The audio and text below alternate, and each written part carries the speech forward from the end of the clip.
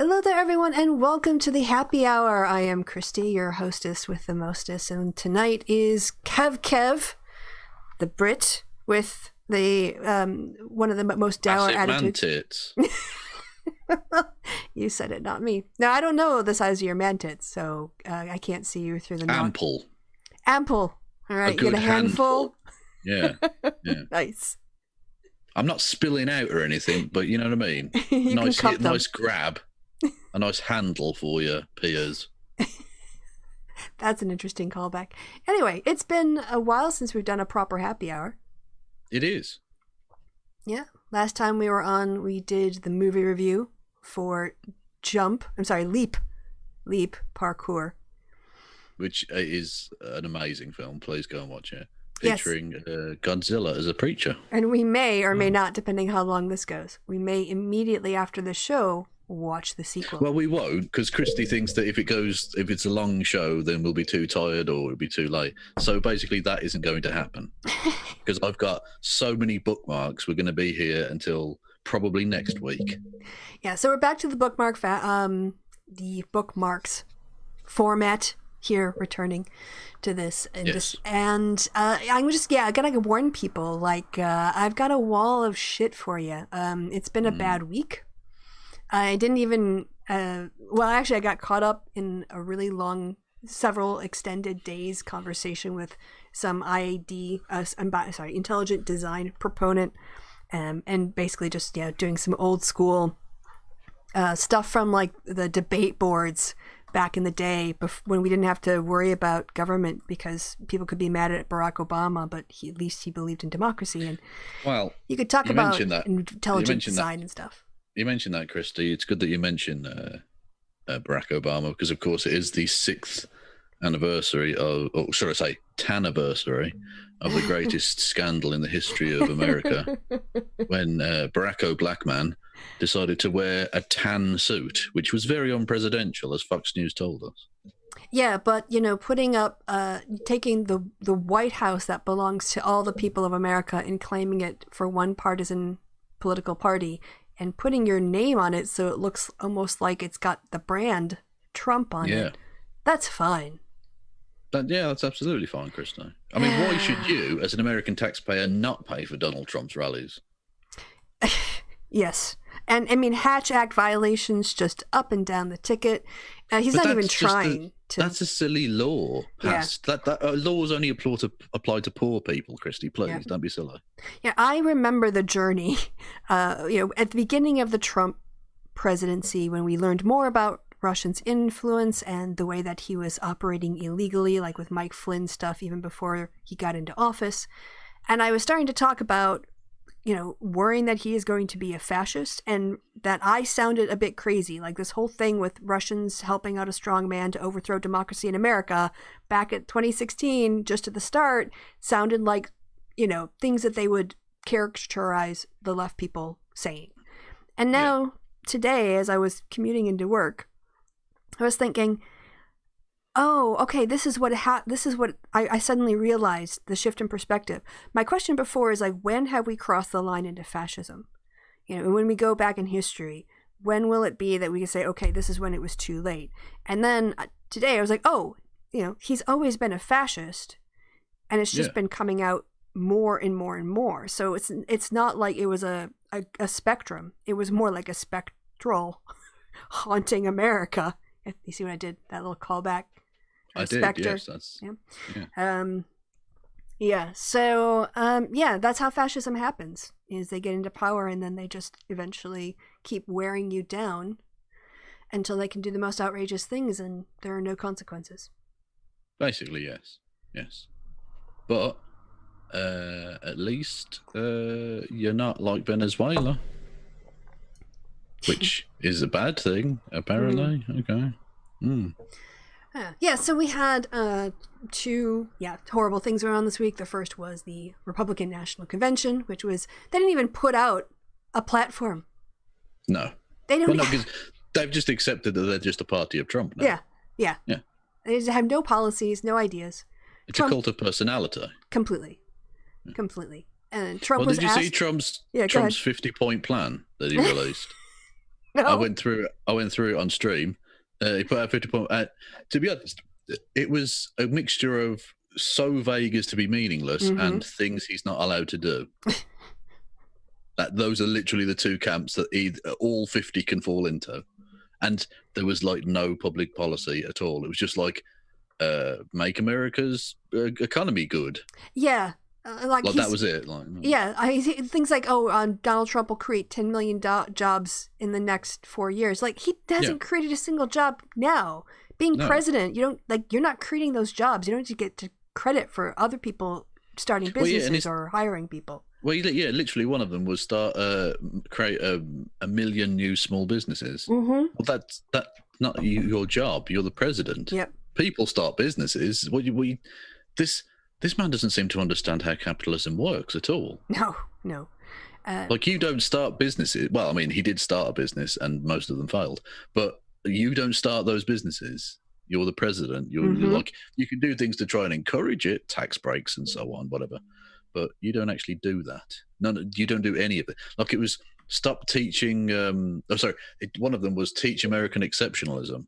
Now, firstly, that's obviously a racist dog whistle. And secondly, states set the curriculum. Yep. You don't do that. That's literally not in your fucking job description, mate. So I don't know what you're even... Like, that's just nonsense. That's just a racist dog whistle, obviously, for white supremacy, you know. I think he was asked in an interview what he was going to do in his second term, and it was just policy-free. Like, well, there's a lot of things that we're looking at very strongly, and there's a lot of stuff we're going to build on, and we have some really big plans about things that are going to be great in the future.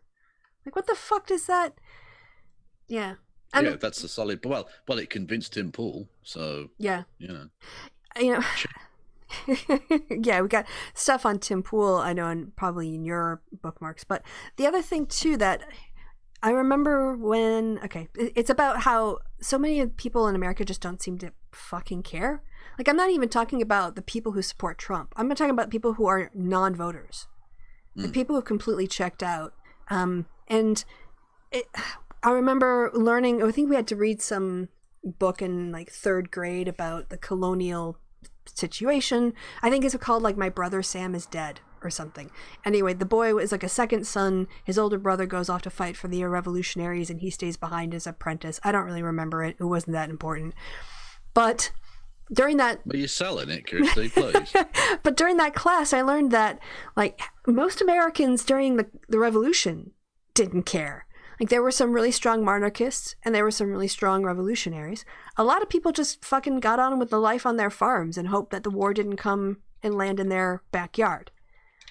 And I didn't quite understand that until looking at America Today and just being like, to the rest of the people who, you go to these rallies or you go to sports events and you stand up for the I'm thinking about white America in particular. You stand up for the flag and you demand it being like, you're probably middle of the road conservative. And yet when there's the biggest threat to the Constitution, the thing that we're supposed to pledge allegiance to, where are you? And it's just really frustrating. Yeah. Yes, it is. Sorry, I'm, like I said, on a massive downer tonight. So should I just get through my bookmarks and we can get to your cute animals breaking things up? Oh, I've got lots of shit too, but I do also have animals, so stay tuned for that. If you haven't offed yourself during Kristi's bit, I don't know, whatever. Yeah. All right, so we've got here Philip Bump. Saw a lot of coverage about how Trump Hang on, whoa, Philip Bump. Bump. He's literally Mr. Bump. Yes, from the Mr. Men books. You'll have to explain that to the not Brits. Because I don't know. Oh, is that not a thing in America? I would have thought that would have gone I think it would have for a certain age group, but like not my age group. It's probably there now, but... Anyway, the Mr. Men books are children's books involving... there's also Little Miss blah-de-blah as well now, because you have to be gender inclusive and shit. Jesus. Political correctness gone mad. Is there nothing sacred? Etc., etc. Their children's books involve like Mr. Bump and Mr. Dopey or whatever, I don't know, loads of different fucking things. I can't remember. It's been 30 years since I fucking read them. Actually not 30, it's 25 years. And and one of them's called Mr. Bump. So Philip Bump is literally Mr. Bump, and that amuses me. Mr. Bump would knock himself on the head a lot? Is that what he did? Yeah, he had bandages on his head because he was always bumping his head. which I mean would actually cause potentially severe neurological issues. But in the long term, but happily he's just an animated character. Yeah, they didn't really go into that particular. Yeah, although I wish they would. Which, to be honest, would have made it a more realistic and gritty novel for me if they'd gone into that, but they didn't. They didn't. I think I would prefer they change the name of Little Miss Bossy to Little Miss Assertive. I think that would be better. Because, bossy. Yeah, well, Little Miss Menstruator. Yeah. That was for the TERFs. All right. Some guy just did a total breakdown of Trump's speech. Do you want to just hear this guy go to town? Yeah, because Trump's speech was amazing. He was making lots of claims, and I mean, it's impossible to fact check if you like live as they're going on. But I was thinking to myself, this is probably a load of old bollocks. I reckon. Oh, I think that will probably get me a strike of some sort. So we'll keep it in. We'll just have to look at the mini version of it. Okay. I think what I can do is I can make the screen to 125, and okay, that's good enough. All right, it's mostly listening anyway. Here we go. And certainly there's a lot to break down. What were you going to say? I was just going to say, Anderson Cooper really does have the whitest hair. Yeah, like completely Snow White. Yeah, totally. Like, does he dye that shit? Because that's not even grey. That's white. Snow White. A fucking albino. What's going on here? Yep. There's just the pure silver white. Okay, so there we go. Hair commented upon. From the president's more than an hour-long speech. Anderson, this president is a serial liar, and he serially lied tonight. I counted preliminarily more than 20 false or misleading claims. I want to go through a whole bunch of them quickly because I think it's all important. Trump said Joe Biden is, quote, talking about taking down the border wall. Biden has specifically, explicitly rejected that idea. He just said he'll stop further additional construction. Trump claimed, as always, that he is the one who passed the Veterans' Choice Law. Barack Obama signed that into law in 2014. Trump signed a 2018 law to modify it. Trump said, I have done more for the African-American community than... Oh, by the way, your Twitch stream isn't showing the screen share right now. Oh, yeah. I did that last time, didn't I? Screen share. You have to go live and screen share. There we go. All right. Well, no, because I start off with those images going round while we're talking, because what's on the screen isn't necessarily, like, connected to the jibber-jabber, the small talk at the start. Do you do studio view, or do you just do one view? What the fuck are you talking about? In OBS, do you have the studio mode set up? Don't know what you're talking about. Okay, never mind. We'll just go back to this guy smashing Trump. Okay. Any president since Abraham Lincoln? That is ludicrous. Lyndon Johnson, for one, signed the Civil Rights Act and the Voting Rights Act. Trump again touted a, quote, record 9 million job gain over the past 3 months. He didn't mention, as usual, that gain follows a record 22 million job loss over the previous 2 months. He said he'll, quote, continue to lower drug prices. They've increased during his presidency. He said they opened a Jerusalem embassy for less than 500,000. Early documents show it was at least 21 million. He claimed NATO member spending has increased for the first time in about 20 years. Spending, in fact, rose in 2015 and in 2016 before he took office. He said he will always, and Republicans will always, strongly protect people with pre-existing conditions. That pledge has already been broken. He and they have repeatedly tried to weaken those protections in Obamacare. He claimed again that he banned travel from China and Europe. No, he imposed partial restrictions with many exemptions. Tens of thousands of people continue traveling over. He boasted about the COVID testing system and about his general response. Look, experts near universally say the U.S. was fatally slow in its response, especially slow in setting up adequate testing. He said that he ended what he called a NAFTA nightmare, and he signed a brand new U.S.-Mexico-Canada agreement, the USMCA. That agreement preserves, maintains most of NAFTA. He boasted about building about 300 miles of border wall. What he didn't say is that most of that is a replacement barrier. As of August 7th, according to official data, just 5 miles have been built where none existed before. He suggested that Joe Biden would confiscate guns. That's baseless. Biden is running on a You could walk that in like half an hour. So-called assault weapons. He said Democrats want to defund the police. Biden, again, has rejected that. He said he has, quote, very good information that China wants to win. Even though you could walk around that extra border wall very, very easily and quickly, I don't think illegal immigrants are very... I don't think they're very motivated. So I think they'll probably just go, oh, no, it's a little bit further. Oh, never mind. We'll go back then. Yeah. Also undocumented workers. What do you mean, sorry? You said, oh, are you being ironic saying illegal immigrants? Well, people trying to cross the border, what is technically illegal. I'm not trying to assign any moral judgment to that. It's just a thing, isn't it? I'm not. Yeah. It's the legal definition of what they're trying to do. Right. Yeah, I know. I just like in terms of the description, I know people prefer undocumented worker as a descriptor. Okay. Yeah, undocumented work. That's fine. I'm not. Like I say, I'm not trying to assign any moral character to it. I'm more than happy for people to go to places. So this happened today. Do you know this guy, Jim? Yes. It's literally in my bookmarks. Yeah. Well, Jim Gaffigan absolutely losing his shit. Yes. Yeah. Should we look at that now? You can do if you want to. Yeah. I mean, Jim Gaffigan's a comedian, actor chap, and generally perceived as a very nice man. And the RNC broke him. Totally. Like literally, he's been screaming at people. Yeah, it's kind of. I think it starts about here. Excuse me while I treat myself to confronting some asshole trolls. Look, Trumpers, I get it. As a kid, I was a Cubs fan, and I know you stick by your team no matter what. But he is a traitor and a con man who doesn't care about you. Deep down, you know it. I'm sure you enjoy pissing people off, but you know Trump is a liar and a criminal. By the way, you can't be against cancel culture and then tell people to stay out of politics. You know, the time you did a job and didn't get paid, that's Trump, and you know it. Oh, by the way, did you see that the RNC cancelled a speaker? Yes, they. Which one was it? Was it the demon sperm lady because she went all George Soros, or? Oh, well, no, there was another one that went all George Soros and literally said to people to follow a thread on Twitter that included quotes from the Protocols of the Learned Elders of Zion, which is an obvious fabrication, which even Holocaust deniers reject because it's obviously fantastical nonsense, very anti-Semitic Russian book from like 150 years ago. But that was too much for them. So you can be racist as fuck, but if you're too obvious with it, they won't have you. Yeah. Mm-hmm. Which is cancel culture, political correctness gone mad, if you ask me. If you can't just suggest that the Jews are running the world, what can you say? Yes, just leave that out, that irony out there. So he keeps going. He just rants and rants and rants and rants. So it just goes on like this. My favourite one was one of the replies, which we'll get to in my one. Yes. But, so that's just a... very short and sweet, but very funny. Yeah. Right. So that's the thing that happened. What else is in my bookmarks? This is... you can tell this disgusting family hates each other. This is, I think, when Tiffany walked out. I don't know, or maybe it's Ivanka. Smile. I think it's Ivanka, yeah. Yeah. If I recall. That's fair enough. I would, Yeah. But like someone did, because of the color of her dress, it could be green screened.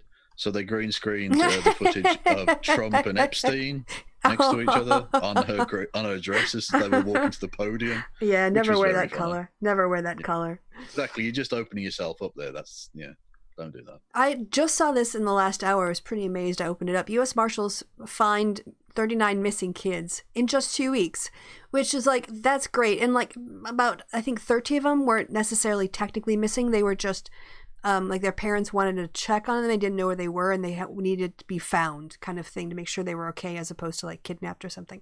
But then I was thinking, why don't they do this? It was apparently this big collaboration between different departments. I'm just thinking, is it taking to 2020 for you guys to do this? Well, one of Trump's 50 points was end human trafficking networks. Why aren't you doing that constantly? Why is that a new thing you're going to do? What? Yeah. What have you done about it lately? Always trying to do? Yes. Or have they just gone, nah, fuck it, we know they're there, but we're just not going to bother? Yeah. There's a big march on Washington today. Yep, but I know the protocols are plagiarized. Yeah, it's a fabrication, total bollocks. Yes, yeah. Just in case. Yeah, I think you mentioned it, but yeah. I think I did, but just to make it clear, because someone did mention it in the chat. So yes. So we'll talk, I'm sure, more about Kenosha, but they're doing the march today. Yes, because as long as it's been with the 6th anniversary of the Tanniversary, it's also the 57th anniversary of Emmett Till. Oh, okay. I thought also there was something to do with Emmett Till being murdered in this week, like 65 years ago. I don't know. This is just symptomatic of where we are. The conventions are over. Nate Silver has seen 14,605 futures. We're in the end game now. Has seen what? Have you watched? Do you know what? Have you watched Marvel? No. Avengers. Oh, okay. It's an end. It's a reference to the final film in the series. Oh, okay. Yeah, so. Well, I'm not a fucking nerd. Jesus. Yeah, well, more COVID spread probably because of Trump. Almost. Well, I mean, someone did a juxtaposition between that and a row of crosses in a cemetery.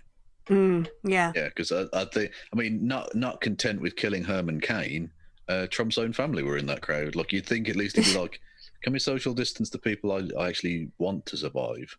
Nope. Yeah. And again, it just makes it look like it's Trump Plaza or something. Like this is his fucking hotel. Yeah, that's the American taxpayer pays for this. That's supposed to be like sacred ground in a sense. It belongs to everybody. Yeah. Yeah. Not to one political party. I'm going to talk about this, I'm sure. Yeah, it turns out that quite literally he is a cuckold. Yeah. Yeah. I mean, literally in the actual sense of that phrase, not in like the alt-right sense. He's at least 2 different men have come forward to say that they fucked his wife while he watched. Yep. And to be fair, I mean, Dusty Smith has been on this story about the pool boy for over a year and a half or 2 years now.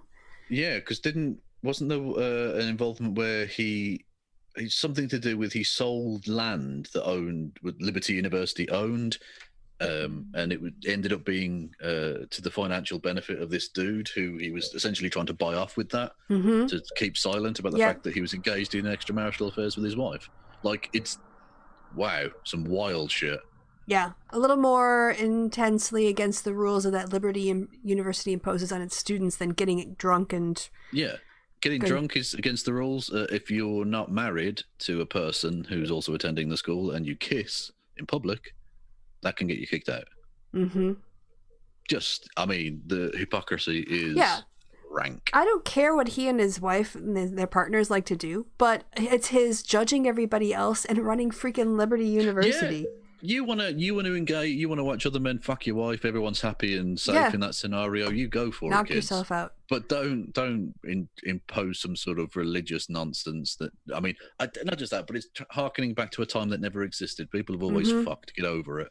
But yeah, trying to enforce that kind of bullshit on other people whilst you're all getting freaky as fuck. Come on now. Yep. Do as I say, not as I do. Indeed. Or who. Yep. So Google deciding not to remove ads that has Trump's misleading claims about there being meaningful differences between voting by mail and absentee voting. So Facebook even removed those ads, but Google isn't. And yeah, this is just a really frustrating part of like the way that campaigns are allowed to advertise in the States. I mean, in Britain, you have constituency-based caps on how much you can spend per constituency. That's still the law, I think. There's no way you could have Google ads like do this kind of stuff. Well, then I don't know exactly how they're regulating digital advertising as campaign spending, though, to be fair. I don't know, but the rules in Britain are flouted all the time. They're basically irrelevant. The Tories do it every single time they get found, and no one ever gets punished. It's a joke. Yeah, so depressing. Okay, what do we have next? Thousands demand racial justice at the March on Washington. That's happening today. And while Trump was giving his speech... Yeah. Well, that's definitely been placed at the angle to make it look like he's got a halo. Yeah. Because he's the God Emperor. Trump is like saying all of this stuff is what Biden's America is going to look like when he's the current fucking president. Exactly, yeah. Elect me and I'll stop the stuff that's already happening. Yeah, what? Basically. Like, this is Joe Biden's fault even though I'm president. Yeah, exactly. Conservatives are genuinely acting as if Joe Biden is the president and this is his fault when he's obviously, I mean, at the moment, politically, nobody, because he doesn't have any power. Yeah. Well, he doesn't do anything with his power that actually solves the problems. He's too busy enriching himself and going after his political enemies. Yeah. Saw this today. Joe Biden's campaign purchased the web domain that spells out Keep America Great. Okay. And then they just list out all of his failed campaign promises. So they're just trolling him. Hey, look at that. 2 attendees and 2 support staff at the Republican National Convention. This was the one in Charlotte. Tested positive for COVID. I mean, okay, TOS, I know. So I'm just going to say, if they were to die of this, I won't cry for them. I don't get how people... Sorry, I took a bite of something and it was way bigger than I... That's what she said. Mm-hmm. I'm not going to save you from this, by the way. I'm just going to let that silence sit there as you desperately try and chug down whatever the fuck it is.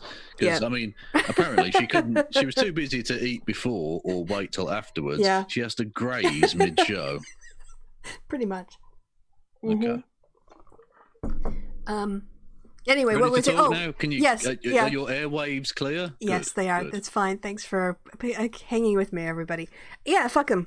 Sorry. I mean, it's like I don't have sympathy for people who put themselves... I mean, it's one thing if you're a worker and you get exposed and you've tried to protect yourself, but these people just flout the rules.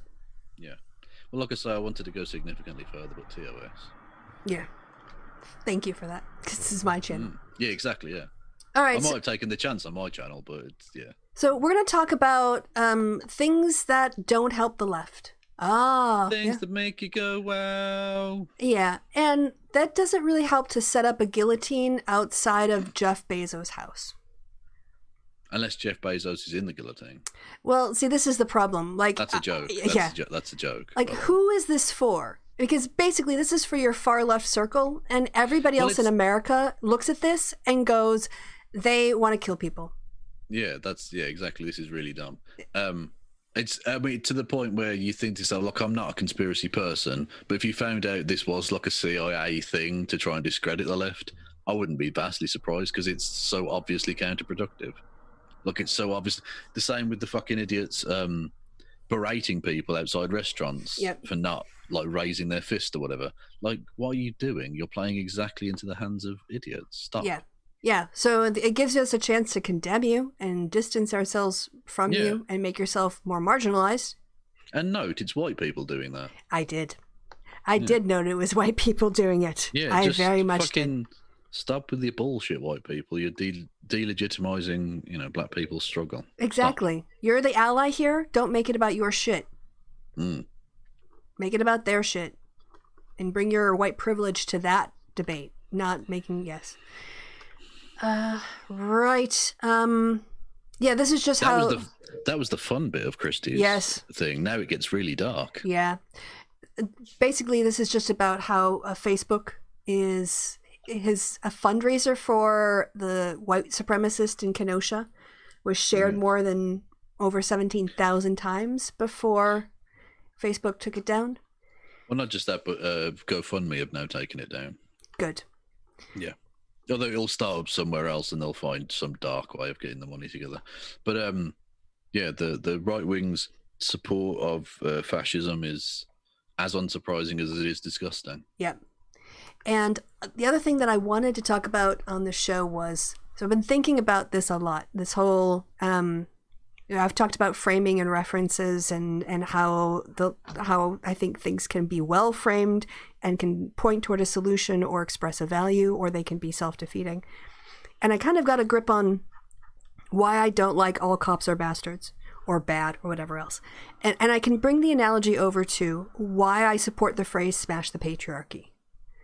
I have no problem saying smash the patriarchy. I'll wear it on a t-shirt. I won't graffiti it. I'm too fucking old for that shit. But the thing is, I'm not going out saying all men are evil because of the patriarchy. They are. Right? They are. I realize that, while men generally will benefit from the patriarchy more than women will, obviously, there are men who resist the patriarchy, and there are men who don't know about it, and then there are men who are preserving it.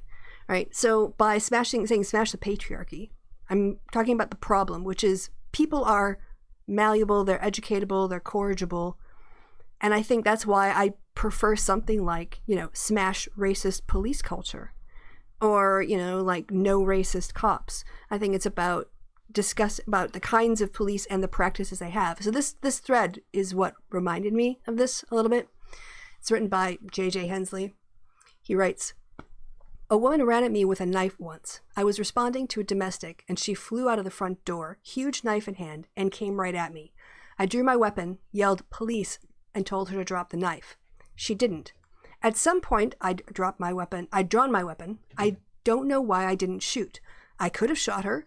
If I would have been cleared. In fact, I may have been given a citation for bravery or some nonsense for what would have been a reflexive reaction to my training. But I didn't shoot at the first opportunity. The woman veered off and ran around me, straight at her car. She jumped in behind the wheel, still holding the knife. The next thing I knew, I was at the side window. I didn't shoot. I extended my baton, broke the window, and told her to drop the knife and get out. I didn't shoot. She screamed and started the car. I didn't shoot. The car moved. I didn't shoot. A short pursuit ensued. And she was, Kristi. Yeah? Is this just going to be... There was this one cop who didn't shoot a person? Well, okay, let me skip down. He's talking about the fact that I don't want to be disrespectful. It just... To save us time, is this the whole story is he could have shot and he didn't? No. No, okay. All right. So why? Why didn't I shoot her? She certainly was a threat to my life. She was potentially close enough to stab or slash me before I could stop her. I think this is why. In my heart, I didn't want to shoot anyone. I didn't go into law enforcement looking to shoot anyone. In addition to the us versus them mentality that is drilled into those who enter the profession, I think something else is happening today. I don't think it's my training. I think it's the hiring and the culture. Until major police reform that includes national training and pay standards is addressed, we are going to continue to see a real problem in this nation. Law enforcement needs to be a true profession. Simply batting off criticism with back the badge isn't the answer. Call it what you want. Reform, defund, restructure, it doesn't matter. A major ideological shift has to occur in the us versus them mantra in policing will become a reality, and the us isn't going to be a pretty picture. So it's more about the fact that what the problem is you say it's not bad apples, it's a culture, and then certain people who have bad tendencies will be they'll exemplify that, and they will exacerbate it, and they will become the problem. So that was just my little thing about where I see the problem in the phrasing and what we have to do to fix the problem long term. So that was my point. Okay. And now I've got something for you to talk about at length, because I don't quite, I think you would know this a bit better than I do, why this strike is so unprecedented. 1 second. Yeah. That's 1 second. Yeah, Rory Katz just wanted out of the room. Oh, there we go.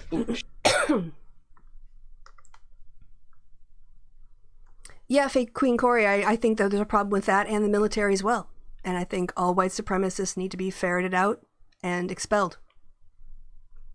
I think there has to be an actively anti-racism culture that will make it impossible for them to feel comfortable. Like, it'll be so annoying, they'll just partially want to give up, and then hopefully they'll just have their minds open to the idea of human equality.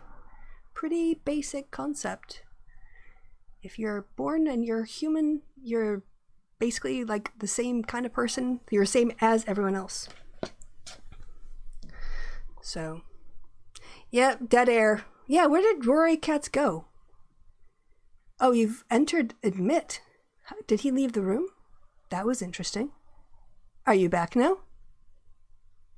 Hello? Oh, yeah. Hello. Hey. Am I back? Yeah, Sorry. Where'd you go?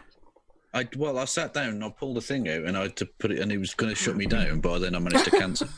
All right. Oh my gosh, so much stress. Yes, indeed. I am not good at this. I'm just not good at it. But you caught it in the end. Well, like COVID, I think we all will. Ah. Ah, there you go. That's Anyway, so yeah, indeed. So yes, the NUBA, or NBA, if you will, the National Basketball Association, they had essentially what amounts to a wildcat strike, because this wasn't something affecting the NBA. This wasn't like a workplace dispute or something. So even though they called it a boycott, it's a wildcat strike. That's what took place here. And not only was that unprecedented, I think, in NBA history and in American sports history, but also led to other sports getting involved. The night itself, when this took place on the Tuesday, I think it was, or Wednesday, various baseball games were cancelled or called off because of this. The NHL was slow to react because Whitey McWhite League. Yeah. Which was annoying because the Bruins lost very badly that night. Shame. But that's not really the story here. Anyway, Yeah, so it spread throughout much of sport with which is really important because that's what normies care about. Mm-hmm. Normies, I mean, most people probably didn't even see the fucking guillotine outside Jeff Bezos' house. No. They care when their fucking baseball team don't play. Mm-hmm. They care when, like, I don't know if you saw the Mets played someone, I can't remember, and they went out and stood on the mound for like 40 seconds and then left. Yes, I've got a video of that actually. Amazing stuff. Yeah, this will have a much more significant cultural impact than probably most marches do. It's really good to see they were on board with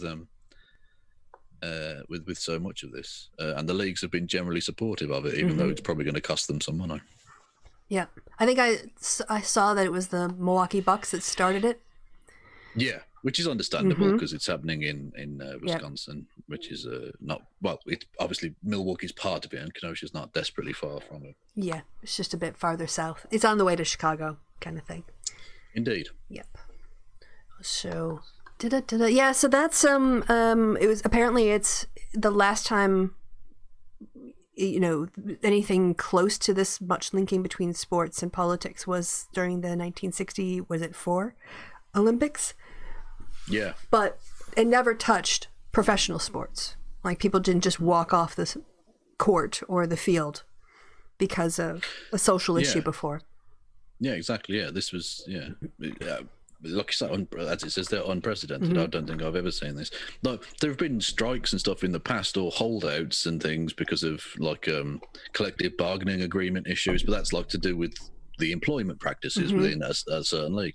This is a completely different thing because this has got nothing to do with basketball. Yep. It's a social issue, it's a policing issue, whatever. And also, there's not going to be any fan blowback because there's nobody in the stands. Like, no one's going to... Well, yes and no. I mean, there's less fan blowback because obviously no one has to get like ticket refunds or anything like that. But obviously people will notice this because it's their sports franchises. They want to watch the playoffs or whatever. And that could be a good thing or a bad thing. It'll fall upon the usual partisan lines. But those who aren't interested will at least be aware of it, which is something. Yeah. True. What's the little robot image under each tweet? Oh, that's robot face. Yeah, the robot face is for to see if it's a bot. So see how it says normal here? So it's an installed app on my plugin. Yes. Yeah, okay. It's bot detector or something. I can't remember. Okay. Bot Sentinel. That was it. So like Candace Owens is got a very unreliable account. Former Governor Scott Walker, who we watched in 2018. Remember, he lost by less than 1%, and he just, Indeed. I do remember, yes. Yes. Well, Anderson Cooper, again, the man with the silver gray hair, has a question for him about the stuff that's happening in Kenosha and the investigation about the officers. And I don't know if you've seen Scott's reaction here. No. What does he do? That would more fully inform everybody's opinion about what happened, because we would know, what preceded this, or what was in the officers' minds, or did this person have a gun? Did this person have a weapon? Which seems the best like we lost. That was subtle. You're just going to turn this webcam off right now. I don't want to answer that question. Just going to not. Yeah, there we go. Fucking hell, that is... Why is that? Right, Tim Wise, waiting for Tucker Carlson to go full Nazi and explain why Dylan Roof is misunderstood. Carson deserves to have his career ended, ruined financially and in every possible way. Not tomorrow, yesterday. Yeah, he was justifying the murder and literally saying that the guy was a patriot and a hero. Yep, I think I've got my own tweet on that later on. I've got some words on that. Oh yeah, look at this. Remember that Smash Mouth concert in Sturgis we looked at a couple weeks ago? The one where I did the silly joke about him not being the sharpest tool in the shed. Yes. No, I remember it well because I'm still very proud of that joke. Yeah, that show is now connected to over 100 COVID-19 cases. What a surprise. Yeah. I'm shocked. Didn't see that coming. Profoundly shocked. Couldn't see that coming at all. Oh, wait. Everybody fucking could. What's this? Oh, when you talked about how her daughter went off, I didn't realize what you meant until I watched this video. Oh, yeah, no, yeah. She's not enormously enamored with her parents right now. Yeah. And as much as like I don't like them, I think this. I'm not going to show it. I just wanted to flag it up for being aware of it. But yeah, it looks like she, honestly, is taking advantage of her because for political reasons. I wish this video hadn't been made. If she puts this stuff up on TikTok and whatever, that's kind of one thing. But I don't think people should be using it as political weapons. Well, no, I I disagree. I entirely disagree. The Trump campaign have made a habit of making things personal. If you've got fucking skeletons in your closet and you're a Trump person, I'm happy for them to be outed. Well, Fuck you. You haven't watched. You've moved beyond the pale of being treated decently at this point. I'm sorry. I get that. What I would say is though, for the daughter whose name I think starts with a C, I can't remember, but she talks about in this video, Dave Conway, that she's in a really bad place with her mental health because of all the stuff that's going on, and her dad used to hit her, and it's just like things that it's to protect her, not to protect them. That's what makes me super uncomfortable about this ad.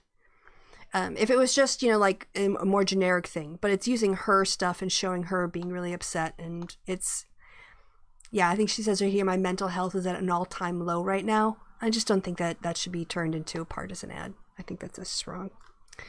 Okay. Yeah. She can say it and post it, but I don't Claudia. Yes, thank you, Claudia. I knew it started with a C.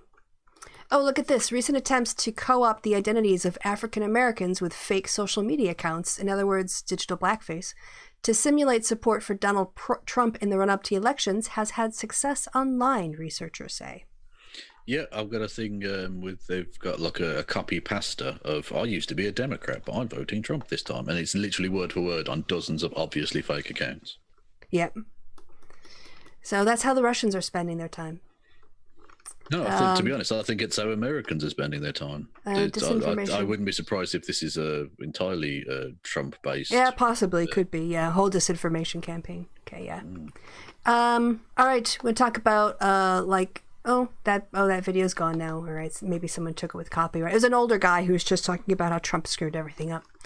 Yeah, the white terrorist, the Kenosha terrorist, was charged in Wisconsin with first-degree reckless homicide, first-degree reckless endangering safety, first-degree intentional homicide, attempted first-degree intentional homicide, first-degree reckless endangering safety, and possession of a dangerous weapon. I thought that last one was protected under the Second Amendment. I don't know what the law is on that. I'm saying guns are dangerous. Yes, they are. That's a really broadly worded law there. Well, wait, that's not the law. Well, that's just the headline. But a dangerous weapon could be a fucking spoon in the right hands. Yep. So at least at least what did I say? At least he got arrested. I mean, it was just fucking nightmare situation. I mean, just like unbelievable in Kenosha, that situation with the cops. I mean, that was. The cops not only supporting the guy, giving him water, thanking him for being there. Yep. And then the police chief of Kenosha, knowing all of the evidence, having seen the fucking footage and all the rest of it, defends him and says that the people out there that got shot dead, who were, inhabitants of the town, unlike the shooter, were breaking the curfew, whereas the other guy, who was also breaking the curfew, and carrying a weapon he shouldn't have been because they didn't run a background check on him. Yeah, travelled from a different state and all the rest of it. That he was keeping law and order. Are you fucking kidding me? Yeah, that whole department needs to just get expunged, like purge. Just the purge. Not like the Rick and Morty kind of purge, but more like fire your ass. You lose your pensions package. Movies, yeah. Yeah. That's a joke. That's also a joke.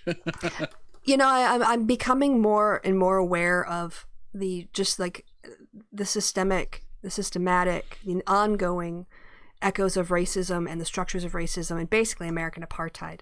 But sometimes people say things they write it in a certain way that it just makes me see the same problem, but from a way I didn't. And that's what this tweet did for me. The longer thread, I don't agree with her assessments, like in the end, but just because she has some takes that like I don't think are supported by the evidence, whatever. It's not, the important one is this one. It's not a race war. It's white people killing unarmed black civilians, justifying the killings to each other and encouraging other whites to do the same. Whites erupting in violence against black people happens here every few decades. True, although I will say the Kenosha guy the two people he killed were white. True, but those people were standing up for black people, right? Exactly. Yeah. Those weren't good whites. Those are bad whites. Yep. So that's fine. They're almost as bad as the black. Actually, they're probably worse because they're race traitors. You see. Yeah. Yes. So there's nothing worse than a heretic. I mean, I've taken to doing a silly joke based on this. From the Learned Elders of Zion thing. It was on the stream with that I was doing that on, where the thread that there was going on about the Jews taking the Goyim's property and all that sort of stuff, and so I've just taken it on that I am doing that. I'm going to steal all of the Goyim property and land. So, and I'm not technically a Jew, but I am a secret Jew, so that counts. Okay, you know? And you are also a Goyim.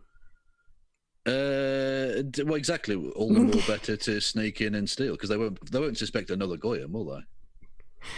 Right. Perfect. What else would I do as the CEO of Antifa, the direct underling of George Soros, praise be upon him? Except pretend, yes, to the Goyims. Exactly. Well, actually, you don't have to pretend you're a Goyim. You've pluralized a thing that doesn't need to be pluralized. How silly of you. Yes. You can tell I'm really hip on my Jewish discourse when it comes to white supremacy and all that. You don't watch nearly enough anti-Semitic content, Krista. No. Well, it's because a sentence you weren't expecting. Because I never notice when people are Jewish. That's why I don't know. Well, exactly. That's the way we want it. Yeah. Yeah. It doesn't occur to me religion. Anyway, getting back to a more serious issue in America and the cycles of violence. And just wanted to point out that this one thing about the way that especially kind of peaks, there kind of goes in bigger and waves over time, but it keeps it's like waves in the shore. It keeps coming back. You can go all the way back to just after the Civil War, where you would have as soon as the black people of any particular area started to get some semblance of justice or wealth or power or influence, whites would rise up and murder them, lynch them, burn down their businesses and all the rest of it.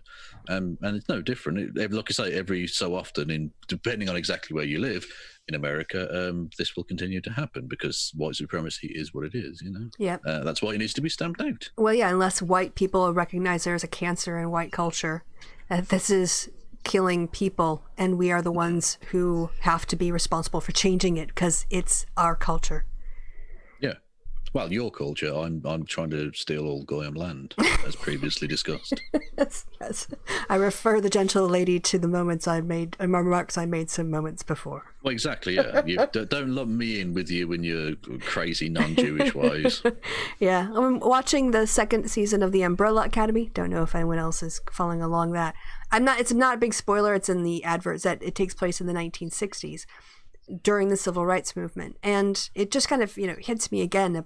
Within one person's lifetime, they could have grown up not being able to eat in certain restaurants, and now they might have family members who are having interracial marriages and relationships and whatever else, and it's just when people talk about wanting to preserve the South. They want to preserve the plantation South, where whites existed on the society that sort of drifted on top of the suffering of other people. And we just can't have that. What it is, yeah. Well, talking about the restaurants and stuff, it reminds me of my favourite Muhammad Ali story. When he'd just come back, he was still technically Cassius Clay at the time. He'd come back from the Rome Olympics. He was Olympic gold medalist for America. But obviously Jim Crow was still this was before the passing of civil rights legislation and stuff. And so he decided, well, I'm an Olympic gold medalist. Surely that'll allow me to go into one of these posh restaurants in downtown. Where the fuck was he from?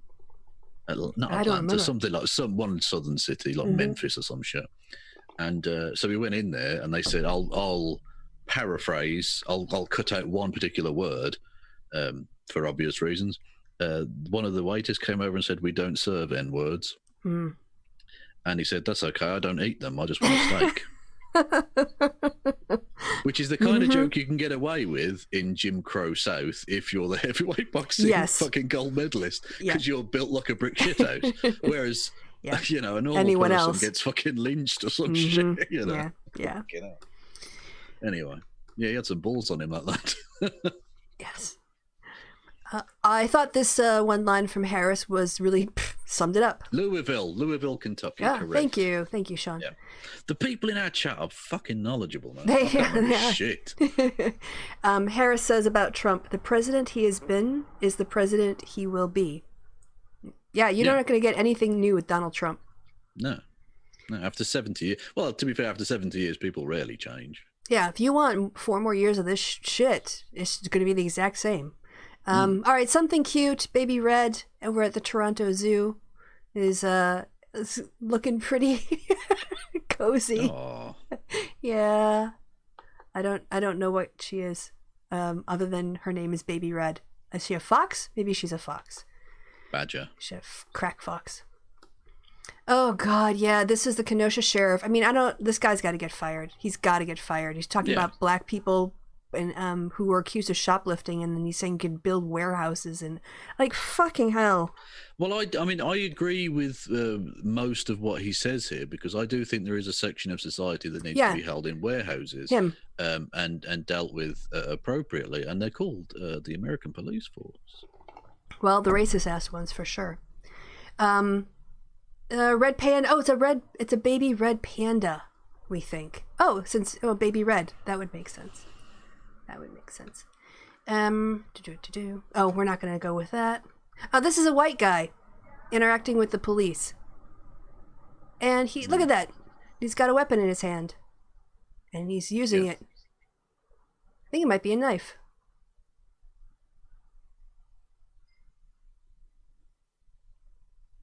Nothing. He's doing some kung fu shit. Mm-hmm. Yeah, if he's a black guy, he'd be dead already. Of course. Absolutely. Not just that, but why aren't they trying to? I mean, I don't want them to shoot him dead or anything, but why aren't they at least trying to stop him? They're just backing off. What the fuck? You've got a gun. You've got tasers, probably pepper spray or some shit, a baton, whatever. Why the fuck are you backing off at this point? Look, he's clearly, obviously, I don't know, intoxicated or whatever. Just knock him the fuck down, arrest him, book him. There you go. Book him, Dano. Go on. Well, this is the annoying thing, is the idea that there is either you don't defend yourself at all or a lethal force. Like, there aren't any steps in between that. Yeah. Like, you can't do non-lethal force. Oh, he did give him a smack across the face there with his baton. Well, yeah, but I mean... That was it. It's just allowing him to walk off. Yeah. Like, the fuck? Yep. He just committed a very serious crime. You can't attack police officers. That's, I mean, regardless of what you think of the police, the law is, if you attack... I mean, fucking...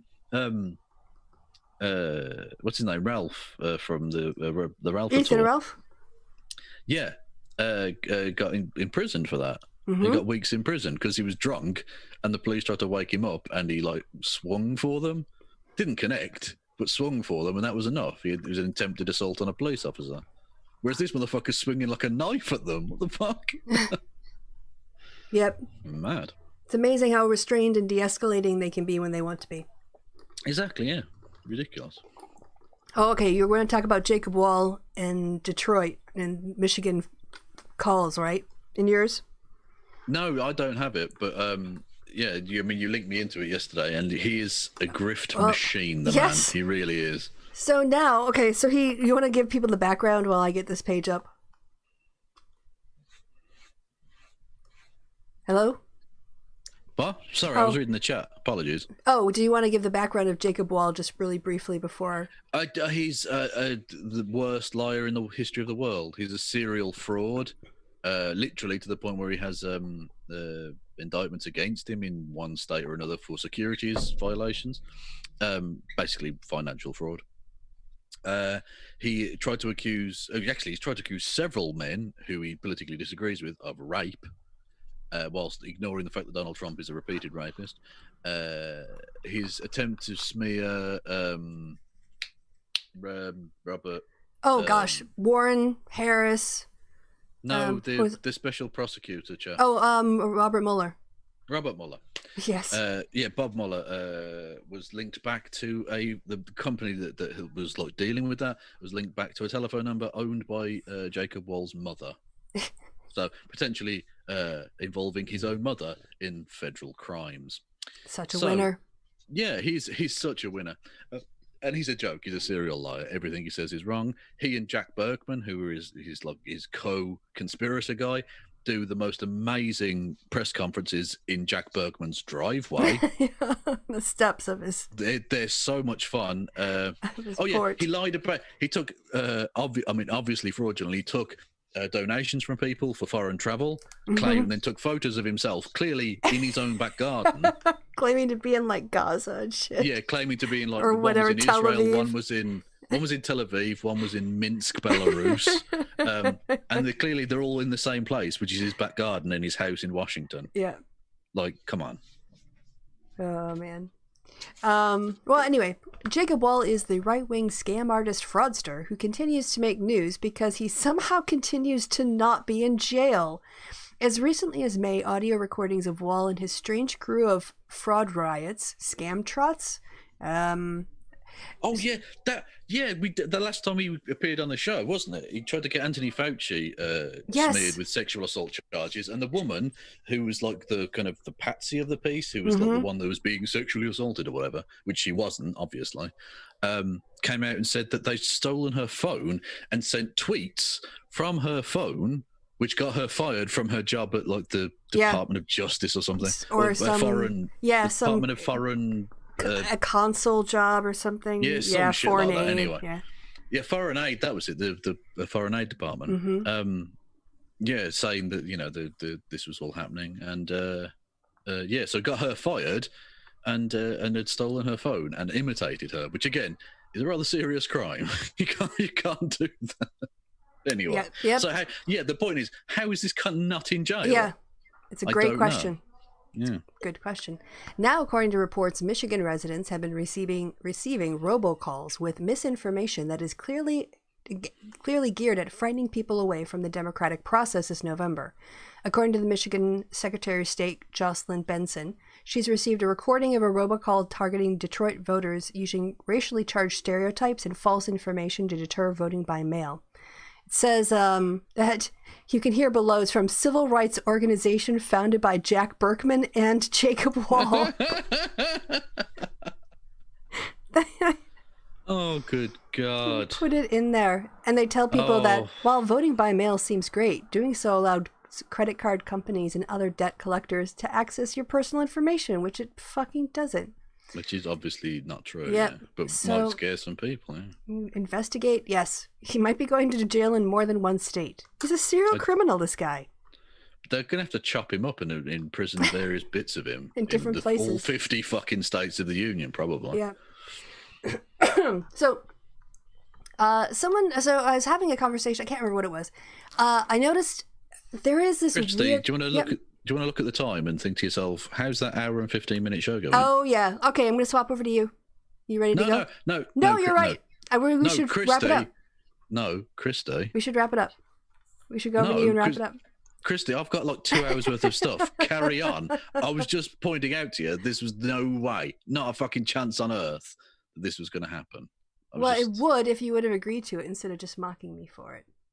Kristi, what else do you expect from me but mockery?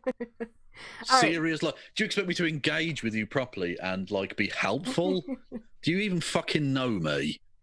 All right, I'm going to give you guys some unprofessional political analysis. All right, go for it. So the Republican Party, as we've noted, has become a cult of personality. Yeah. But there's like a small segment of former Republicans, probably not more than you'd say like Plaid Cymru voters, maybe nationwide. Wow, that's a niche reference that Americans will definitely get. I'm not saying this is a big part of the American electorate, but I think there is, and maybe is growing, a pro-capitalist, traditional Republican people in the party who were winning on issues of identity politics. That there is a group of people who now see racism and sexism and homophobia as interfering with the American dream. So if the point is to be able to rise on merit, discrimination stops you from being able to do that. So it's anti-American to be bigoted or to have laws that, like discriminate against women or to have homophobic laws. These are cosmopolitan, well-educated, affluent whites. Maybe they have their own businesses, or whatever else. Maybe, like still on abortion, they're not going to move on abortion. But I do think that they understand the Republican Party can't stay white forever. If there's going to be a conservative movement that comes out of the flames of this sort of old Southern Trump Confederate nightmare, they are going to have to work. We're going to have to broaden out their base. And I think that in some ways the Lincoln Project represents that, those people kind of finding each other in the space left out over when the Republican Party kind of collapsed. Yeah. So. Okay. Yeah. Yeah, Haruka, I'm not doing an economic analysis here. Like this is, I'm talking about like identity politics and social issues. So, and that's, and what kind of surprised me is that they do like this one. This is the Why We Fight ad that they put up, and it's pretty diverse looking. America, one people from many. Born imperfect but bending the arc of history to make our union more perfect and overcome the forces of hatred, fear, and oppression. Obligated to protect the ideals of life, liberty, and the pursuit of happiness. Inheritors of the long duty to protect freedom and liberty. And we are sworn to defeat Donald Trump. It is why we stand. It is why we fight. It is why he fears us, fears you. We are unified, growing, an American movement. We are strong. He is weak. We are many. He is failing. We will defeat Trump. We can and we must. We will begin anew, as America always does. We will heal, recover, and rebuild. We will go forward together. This is the fight to which we are called. This is the battle of our generation. Join us. So that's why I think that's where they're. How unrealistic! All those people were smiling and shit. Who does that in 2020? Exactly. What the fuck are you happy about, dickhead? Fucking no one. Yeah. Here's another example from their feed. Trump's rhetoric is radicalizing our children. It just saying our children made me realize how much this is like still very much a white bubble. Yeah. But they're it's true. I mean, the Georgia couple that pointed guns at BLM protesters. Missouri. Mm-hmm. They spoke at the RNC one day before a white terrorist literally killed two people in American streets. Yep. That's not a coincidence, I don't think. Nope. And then there's this one more, like this feminist ad, which again, I was like, I sort of like makes my brain melt. Dear daughters, we want so much for you. We want you to grow up free of name calling, body shaming, and bullying. And I just started to realize, like, this what kind of SJW fuckery is this? Yeah. And so when I'm saying that Trump is moving people to the left, it's not people on the left. He's moving to the left. It's people who are like center right. Yeah. And they're being moved on social issues, and they're making connections to the economic arguments as well. Yeah, Haruka says, don't pin the St. Louis gin couple on Georgia. All you Southern people, all of you, every last one of you, inbred hicks. I'm saying it right now. I'm taking that entirely not hackneyed and not ridiculous phrase, and I'm pinning it on all of you because I am a modern man who understands America very well. Kevin thinks everything from like Canada to the Mexican border, all that's Georgia. Well, no, you're all colonials. You're all colonials. And why make a distinction? You're all foreigners. So there was a Lutheran college, I think, that Mike Pence was invited to, was going to be making a commencement speech at, and they kicked him out. They wouldn't let him do it. And it wasn't even like a public school. It was a religious school. A bunch of the students wrote to the administrators and said, we don't want that guy. Culture. Yeah, basically. Hey, look at this. Missouri lawmakers, talking about Missouri lawmakers pass a bill. Yeah. Say it properly. No, I pronounce the I. That is properly. How it's pass a bill. This is making it legal to give guns to kids without parents' permission. That can't end badly for anyone. What the? It's almost like the legislators of Missouri want all of the people of Missouri to die. Yeah, you'd think. Here's a nice endorsement for the Biden-Harris ticket. The police union or some police group leader called the Biden-Harris ticket the most radical anti-police ticket in history. Well, you're good. Yeah, I hope they are. I mean, to be fair, the Republicans have been spending the last week making the DNC and the ticket look way better than they actually are. To be honest, they've sold me. I'm like, yeah, they sound fucking badass. Cool. Oh, this was just lovely. So Lake Charles, this city in Louisiana, voted to leave up their Confederate statues. It's called the South Defender Monument. By a 10-5 vote. Well, Hurricane Laura toppled it and smashed it to shit. Look, nature has spoken. Yes. Don't you want to waste taxpayer money? Yes. Another prick bites the wind. So I got that in there. A bunch of people were very happy about that, about the statue going down. And they'll probably just put it back up because they voted to keep it up, so they're going to have to, because the public taxpayer money is not being well spent in that town at all. Yep. Tim, oh, by the way, so Fane is on, like, Tim Pool watch. He's like the resident Tim Pool watcher, so you don't have to, collecting his bullshit and calling him out on it. So thanks, Sophane. Appreciate that. And oh yeah, this was we can end with this because there's just so much in my bookmark and we have to get to yours yet. But yeah, Tucker Carlson, how shocked are we that 17-year-olds with rifles decided they had to maintain order when no one else would? Okay, that's some shade at the Kenosha Police Department. And it's a load of shit. But honestly, as I say here, I never want to see another right-winger hand-wring about property damage by protesters. If they haven't, they can't show me, they twice as loudly condemned Tucker Carlson, basically saying, of course it's fine when white boys shoot people if they feel like they have to defend a gas station in a state that they're not even a resident of. Fuck you. Fuck you. Yeah, exactly. This was terrorism. Anyone saying otherwise, including fucking Destiny, the prick. I'm done with you. Oh, I didn't even hear about that. Oh, yes, he was defending him because it was definitely self-defense. Fuck off. You don't bring a long gun to a state you don't know and jump into a crowd claiming and then get to claim self-defense. Yeah. So I'm going to share now, so do you have to drag me across or whatever? I do. I have to drag you. You have to be dragged at least once a show, Kevin. Yeah, to be fair, I drag myself. You know. Are we done? Right. You are... Can you say? We are good to go. Do you have your headphones in? I do. Okay, I'm just getting a little bit of feedback, but it's not a big deal. I can handle it. It's not all the time. It's just occasionally I hear an echo. No, do you remember when the old guy got pushed over in Buffalo, cracked his head, the police basically, being scum? And one of the responses that was funny was the guy who was an expert in falling. Oh, yes, self-identified expert. I think we need to get him on the case here, because this says, walking to her car from the dollar store was knocked down for wearing a Trump mask. Do we think this might be serious?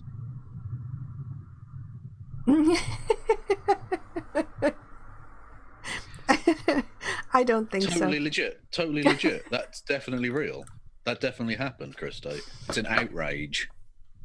Remember when we watched that video of the granny whose kid said, "Oh, Grandma, the cops are coming," and I said I was speeding because you broke your hip?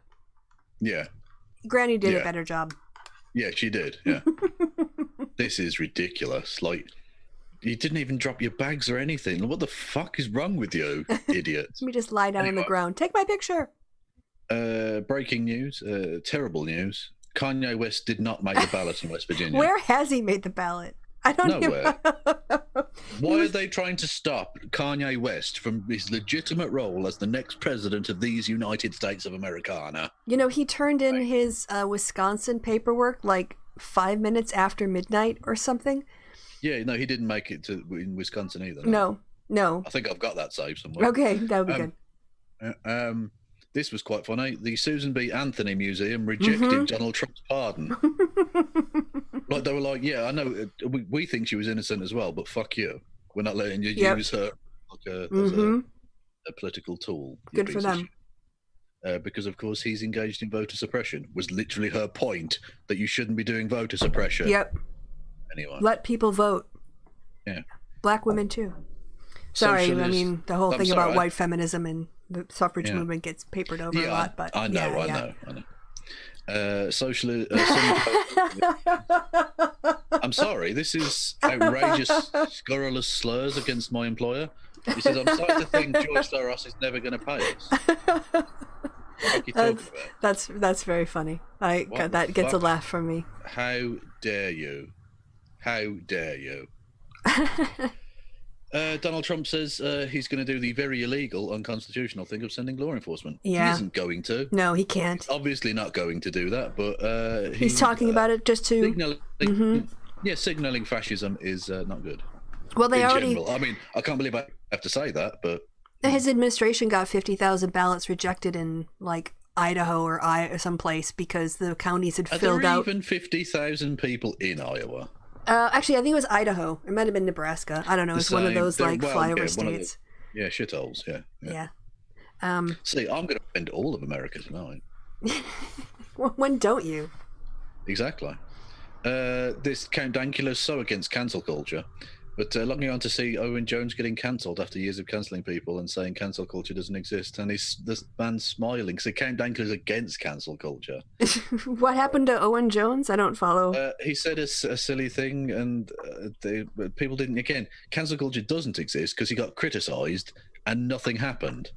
He's still on Twitter. He's still got his job. Everything's fine. Shut up, you prick. Oh, okay. Anyway, he and I had a little bit of a tiff, so I think I started. Oh, go on. Oh no, this was weeks ago. I don't want to drag it up again. There's no point. Mummy cat licking the baby cat's face. Oh, sweet. But I mean, that mama would fucking eat you. So yeah, that's not a small cat. Anyway, fucking sick of being described as hard left for wanting everyone to be able to survive. What does that even mean? Fair enough. If you didn't know what, if you didn't know what this was, what do you think he was arrested for? And I responded vagrancy. Yeah, I can see that. That works for me. Yes, and also it'd be ironic as well, considering the kind of attitudes he probably has to people who are homeless. Oh, it was by the way, Phoenix, in the chat says 50,000 absentee ballots were rejected by a judge.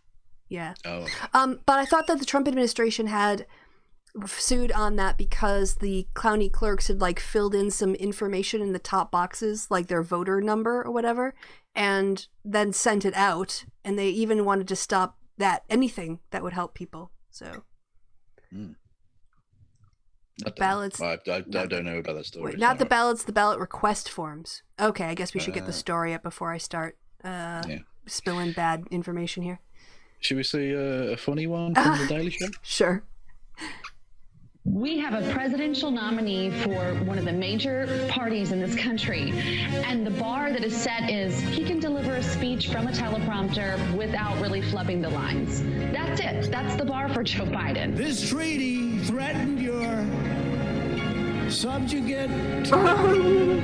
You know exactly what's going on here. It's hard to screw up a prepared speech like this where you're reading in a teleprompter. While the social and socialist Democrats, he managed to read a speech on a teleprompter. And to avoid liability, shifting production to Thailand. The speech last night, reading a speech on a teleprompter is one thing. Americans will never fire or tire. Set so low that if he could put a couple of paragraphs together, it would have been a triumph. He read the telepromptered speech with confidence. They stared down the invasion and the hell that they had to endure. The fact is they held like nobody could have held before. Ultimately, reading off of a teleprompter is not all that difficult of an exercise. Our army manned the air. It ran the rampart. It took over the airports. It did everything it had to do. Did you see his acceptance speech? He said that instead of saying he proudly accepted the nomination, he said, I profoundly accept the nomination. Kristi, that's not flubbing his lines. He does profoundly do that. He does things profoundly and strongly. We're strongly looking at that. Like, are you straining your eye muscles? What do you mean you're strongly looking at that? He's looking at it so strongly he can still see it when his eyes are closed. Yeah, apparently. He can still see it in his mind eye. It's so strong. Jawan, I'll be honest, the next video I'm going to show you has some It's raised some strong and, I'll be honest, confusing feelings within me. Is this Ben Shapiro? Might be. Yeah. Didn't we look at mine? Oh, okay. I did have it, but I'm glad you have it.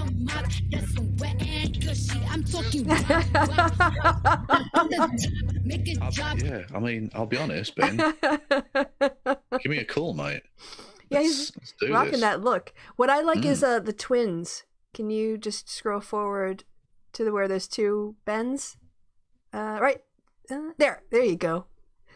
Yeah, that's... Yeah, okay. I mean... Double mint twins. Yeah. Anyway. Who is that? Is that Boris Johnson? Jesus That's Christ. Boris Johnson camping, right? Boris camping. And someone said, I love this. Disappointing they didn't go with the headline, "Now is the summer of this cunt's tent." I'm sorry. Can you please, who let him out of the house like that? Did he actually look in a mirror and go, yep, that's the best I can do today? Are you fucking kidding me? He's supposed to be the leader of a country. He looks like he's like, I don't even know, gonna go like Bob for apples, but without any front teeth. Yeah. It's okay though, because he's rich enough to pull that look off. No, he's not. I meant from the media's point of view, he's rich enough where looking like that isn't scruffy. That's just whatever. If he was poor and looked like that, he'd be a chav. Yes. God, that should just Labor should put that picture on their campaign lit and just say, "Do you want this man running our country?" It's closer. It's worse the closer up you get. Yeah. A cat supporting gay rights. Yay! Good stuff. Yes. Good stuff. Pride pussy. Indeed. What's this? That's hang on. Yeah, this is all Republicans for Joe Biden. So it's Republicans saying Trump was shit before he got the nomination. Yeah. Anyway. Yeah. This was a thing. They were like, comparing Billie Eilish to like an old trad wife thing. What happened? Grace Kelly. Is it Grace Kelly? Okay, yeah. And then they got rid of the thing, and someone just said, "What happened?" That was funny, but it's an old right. I see it. What happened? Okay, it took me a while. Yeah, isn't she the one who married the Prince of Monaco? Was it her? I don't know. People in the chat will know. I don't know. Anyway, yeah, this is where are the free speech warriors here? Tennessee governor signs a bill which will undoubtedly be thrown out constitutional, but it needs to be challenged in court first. Signs a bill that would punish some protesters with the loss of voting rights. No. Yeah, no. That will be challenged in court and found obviously unconstitutional. But they're going to try to arrest as many people under that law as they can before November. Oh God, yeah. Oh, absolutely. Fucking hell, this is then God. Drag it out all the way to the Supreme Court, which will take until after November. Meanwhile, their votes will be held. Either they're not going to be allowed to vote, or they're going to be held as provisional ballots. Yeah. So before we talked about the boycott, the Wildcat strike, which did involve the baseball, but before that, there was a really scary moment in the Oakland A's game. Terrifying stuff. With you hate to see members of the crowd get hurt, but it happened. I'm sorry to have to say this. Look, line ball and a foul territory. Oh, right in the face, right in the forehead. That's gonna leave a mark in the third eye. Fair play, not hunched over. Look at that, taking it like a champ. Absolutely glorious. I mean, they're going to feel it in the morning, but fair play, they are fucking putting on a brave face. Yep, they didn't even blink. Indeed. This is Tim Paul, another classic piece of selective reading. Oliver Darcy, you'll be shocked to know that this viral claim is mostly false. Trump said that they removed underguard. Yeah, they didn't. And they didn't. Yeah. It was omitted accidentally from one thing once, but everywhere else it was fine. And so, Tim puts that screenshot there of true underguard, blah, blah, blah. The full screenshot is this. Mostly false. What's true? The phrase underguard was omitted from, 2 recitations of the Pledge of Allegiance, individual caucus meetings. So not the main thing. Yeah. At side meetings, they forgot twice. Jesus. What's false, and especially because one of them was probably like the atheists or whatever. So, they probably aren't going to do underguard. Yeah. What's false? The DNC did not issue any guidelines forbidding the use of the phrase. On the national stage, the phrase "under God" was used during the recitation of the Pledge of Allegiance at the start of each night of the 2020 DNC. So Tim Pool is a liar. Of course he is. God, he's a fucking sack of shit, that guy. Indeed. Breitbart writer making fun of a kid who's got a stutter. What? Fucking hell. Seriously? You can't just be an American just for a kid's sake? Lovely people. That's Donald. Why have I saved that? Oh, that's just Donald Trump lying. Oh, yeah. They didn't take God. And Tim Pool repeating it for him. Piers Morgan. This was a stupid thing. Technically the Princess of Sussex, Meghan Markle, came out saying you should vote, which is a thing that should be completely uncontroversial. But this was seen as partisan because she's been anti-Trump in the past. She didn't say in the thing, don't vote for Donald. She just said vote. Oh, so now, being an American. Morgan, who, I mean, I'll be honest, I still want to, and will, fuck viciously. It's happening. It always happens. Me and Piers are star-crossed lovers. Toxic to one another in many respects, but the sex is amazing. But he's wrong on so many levels here. The Queen must strip the Sussexes of their titles. Now, I think they should all be stripped of their titles, including the Queen, but never mind. They can't remain as royals and spout off about foreign elections in such blazing partisan ways. Shut the fuck up, Piers.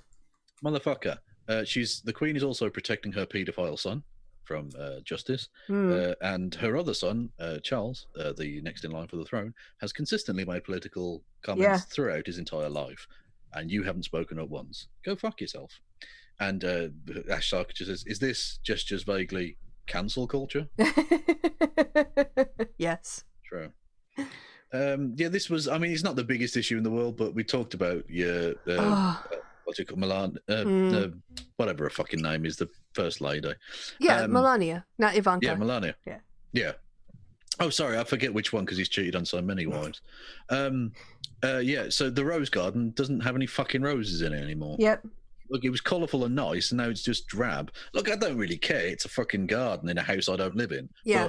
But, no, it looks like the back end of like a Sheraton Hotel conference center now. Yeah, it does. It's bland. Yeah. It's bland and rubbish. It's like the mayonnaise that black people make fun of white people for eating. Yeah. That kind of bland.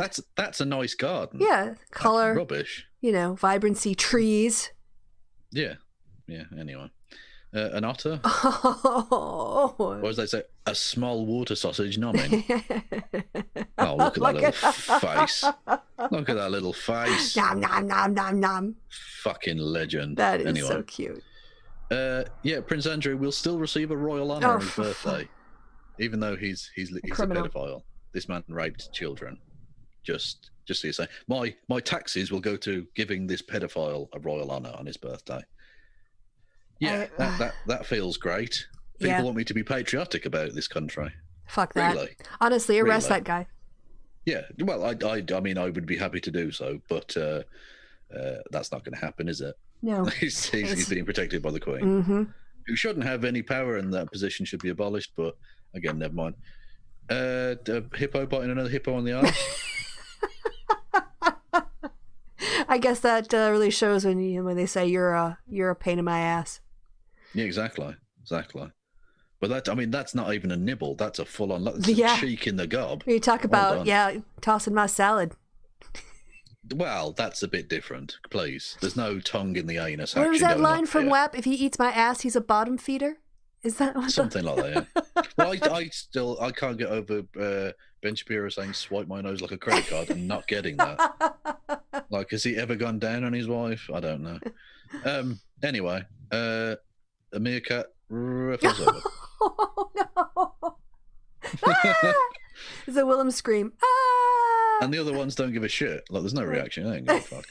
Anyway, the failed ambush by insurgents. Wow, kicking up dust. Doesn't even fucking land a paw. Embarrassing. Wow. You grey twat. Can we watch it again? You fucking grey dickhead. Whoa, didn't even land a paw on him. Look at that. That's embarrassing. You've let yourself down. You've let your family down. Wow. Walk off in shame. Anyway. I talked about this. I went on the stream with the Serfs and various other people. By the way, I don't want to say I'm too much of a big deal, but I am now friends with Chelsea Manning on Discord. So, you know. Congratulations.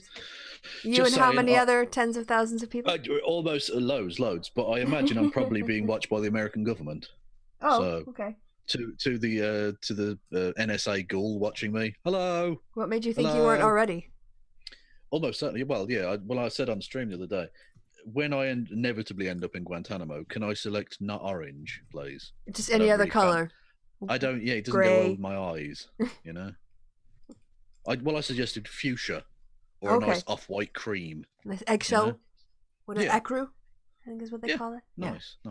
Anyway, and part of that was they're raising the $5,000 just to give to the charity, which was a Maine Transnet, which is a thing in Maine in America for trans people and low-income trans people, and to debate the quartering, and the quartering backed out because he's a coward. Yep. He was literally saying, "Oh well, they were making fun of me." Firstly, we didn't make that much fun of you at all. We said you were pissing in your basement, which is true. Yeah. Carl made a video, amazing video, saying that the Serbs were violent, murderous, terrorist extremists. Yeah, That's I no watched. joke. I saw that on your Twitch. Yeah, that amazing stuff. Who's now, by the way, making videos saying that the murderer in Kenosha, that was good. That was to quote him, watering the tree of liberty. That old thing. So violence is bad, except when it's white people killing white people who don't comply with thought. Yeah, think exactly. the right think. Do you want to see David Pacman give the most boomer trans rights in history? Quartering just totally checked out. Oh, by the way, I wanted to point out his entire channel, most of it is about making fun of people. Exactly, yeah, that's the thing. Yeah, people were like, well, dude, you're a coward then, because your entire dick. Like, literally, fucking Brie Larson, you've done nothing but bully Brie Larson for years, and you can't take a bit of shtick. Come on. You're just a coward. You're just a coward. Yep, weak. So this is a clip from the thing they were watching. This was in between, because I went on like 3 times or something, because it went on for like 2 days. Yep. They had David Pacman on, which is pretty cool. Hi, David. This is quite. Wait, before you go, can we get a trans rights? Can you get a trans rights? What? I'm sorry, I don't know what that means. They want you to say it. Oh, trans rights. Trans rights, of course. Nicely. Thank you. Can I get a crumb of trans rights? Just a little. All right, guys, keep it up, and we'll talk to you all soon. Bye, David. Have a lovely day. Bye. All right, take care. There it is. Very, very. Bye, David. Well, that was adorable. Yeah, he didn't get the joke. He didn't understand that at all. This is quite nice. Libertarians are the anti-vaxxers of economics. Yeah. True. Yeah. Yep. True. Cat in a bread bin. If it fits, I sit. Look in the bag. Licking the outside of the bread. There's not even food there, you idiot. Yeah, eventually, you get in there. Cat's a seller. It's a roller coaster, people. Ian Wells Chung's rioters in Kenosha smash police vehicles. Vadim says, when you care more about property damage than you do human life. And for fuck. The cars are worth more. Great. Yeah. And interestingly, he later went on and deleted that tweet. Coward. Look, it's gone. Surprise, surprise. The guy who calls in police on people and swats them is a fucking coward. Indeed. This is just the thing here. These pussy commie larpers won't do bloody blah. They get it. And yeah. Oh no, I did the bad faith. You twat. Anyway. Richard Spencer tweeted out Vadim's Laura Loomer video, and Vadim says, Richard Spencer, I think you're a huge piece of shit. Don't retweet my videos. Yeah. Good for you, Vadim. Why was he doing that? Because he hates Laura Loomer because she's Jewish. Oh, okay, right. Oh, I saw that Richard Spencer tried to endorse the Biden campaign.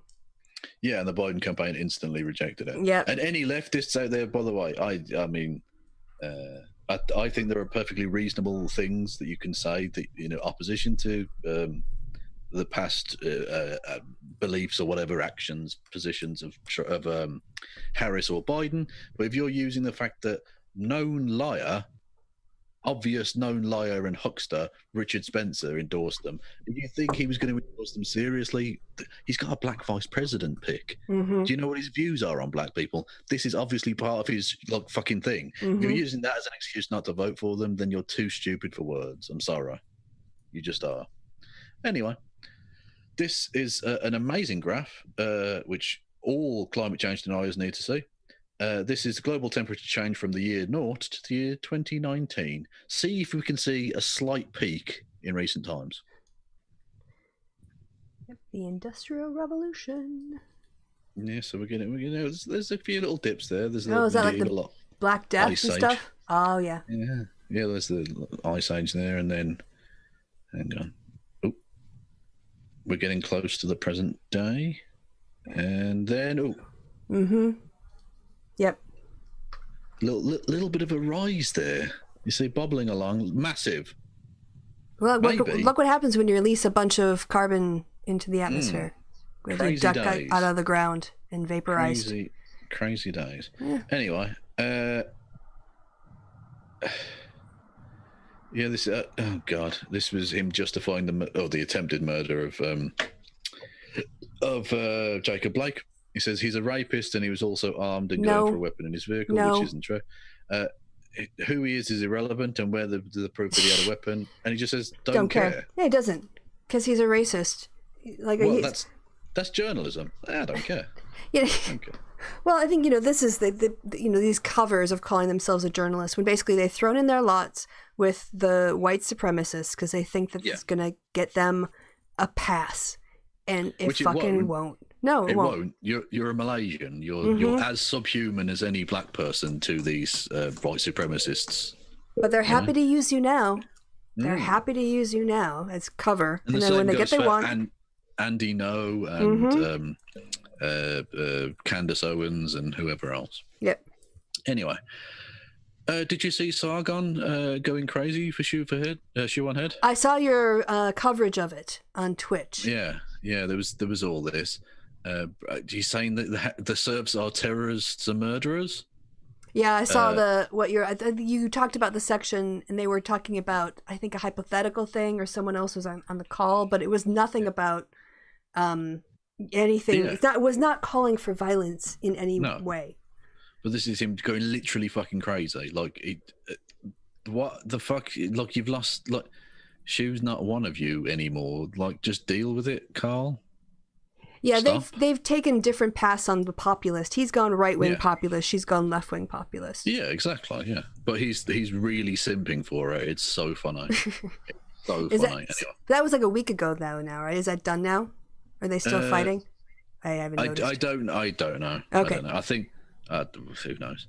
This happened. The National Trust basically just accepted that, or came out and said, remembrance of the slave trade and its abolition, right? To do with like old buildings in Britain and all the rest of it. And the right wing were up in arms about that. It was absolute nonsense. Why? It's true. Douglas Murray, racist piece of shite, says, doesn't this mean that everyone who works for the newly woke National Trust is themselves now directly benefiting from direct or indirect links to slavery? Shouldn't they resign? No, Douglas, that's not at all what they're saying. At all. You fucking stupid lying bastard. Fuck you. There's a lot. I mean, not every person in Germany has this really like responsible attitude toward the Holocaust and the war. But a lot of fucking people do. And it's basically acknowledging that maybe your parents, maybe your grandparents massively fucked up. And you are now, that is part of your history. You can't just turn a blind eye to it. And the way that you deal with it is to face it and acknowledge it, and acknowledge that it should never happen again. Whereas these glass house fragile snowflake white supremacists, if you remind them of the evils of slavery, they immediately have to start defending the slavers. It's ridiculous. Yeah, it's a bunch of dead white people that don't care about you, never knew your existence. Why are you protecting them? Your ego doesn't have to be bound up with their sins. Yeah. Talking about the National Trust, a not connected organisation, but in a similar sort of field. One sign amused me from a protest in Britain recently, where it says, "If looting disgusts you, you should take a look at the British Museum." Oh yeah, mm-hmm. Which is nice. Yeah, bats when filmed upside down look like they were in a goth nightclub. Which they look at the moves on this one. Lovely stuff. Is there music to this? Please say there's music. I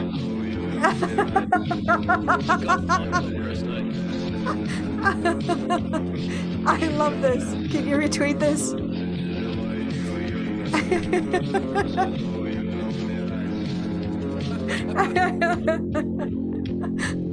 That is.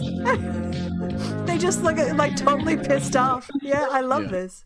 Yeah, that I don't know so about amazing. copyright though, so I'll stop there. Again, emotional roller coaster. The double standards in Britain. Homeless man sent to prison after stealing baby milk and a Ginsters, which is like a pasty thing, a snack, roll in Bath, right? Former Conservative campaign manager spared jail over indecent images of children. What? That people, what? He had over 15,000 images, 1,500 images, including babies, bestiality, and torture. Why was he not sent to jail? That is clearly illegal. I mean, yes, I know I'm being a little bit like a rhetorical question here, but honestly, yeah, because he's rich and connected, whereas the homeless man is not really human, apparently. So, yeah, that's the country people want me to be patriotic towards. Consistent pedophilia, and I didn't see Tommy Robinson outside this court case, which is it's surprising to me because he really cares about mistreatment of children. Yep. When it's a brown person. Yes. Anyway, being accused. Indeed, yes. Been reading Isabel Wilkerson's new book Cast, and if you were of the opinion that the United States wasn't really nearly as bad as Nazi Germany, how wrong you were. Can't encourage you to read this masterpiece. I have to say, this caused a bit of controversy in the week. Jamil Hill's a well-known journalist, broadcaster. And I think that is a bit like regardless of the fact that there are similarities to be drawn there, when you add Nazi Germany in as a thing, the extra weight and impact that has. And I think that's an irresponsible use of that phrase, if that makes sense. Oh, is that what the controversy about was? That she was comparing? Well, yeah, she literally says, if you were of the opinion that the United States wasn't nearly as bad as Nazi Germany, how wrong you are. I guess I don't know. Not that I'm standing like I'm putting up defense here, but if she's talking about men before they actually got power and in their rise to power, or is she talking about during the actual conducting of the Holocaust? Yeah, exactly. Yeah, that's the point. When you say Nazi Germany, it's difficult to have nuance about the situation because it's a very emotive thing, isn't it? Yeah. So saying that as conclusively as that is, maybe Twitter isn't the best place to hash out your thoughts on that one, really, because 280 characters or whatever is maybe not great. Yeah, I think if I were to write something like that, I would put parallels between. Yeah, well, you could just say the rise of yeah, or the rise of the Nazis, like even. Yeah, but yeah. Anyway, do you want to see the British police in their stupid glory? Go for it, Bambots. This is amazing. I don't know how this police officer got isolated, but it's a one-on-one situation. Get the fuck up from here, man!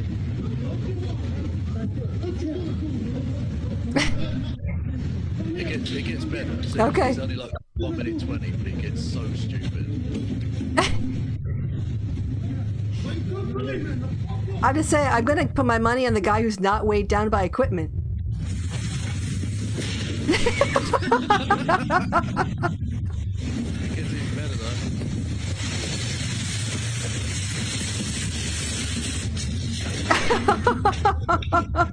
I think at a car wash.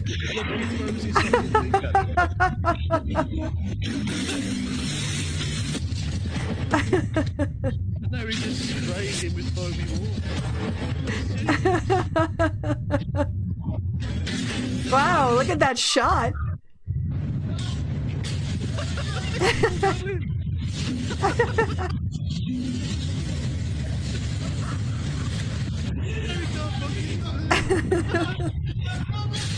Again.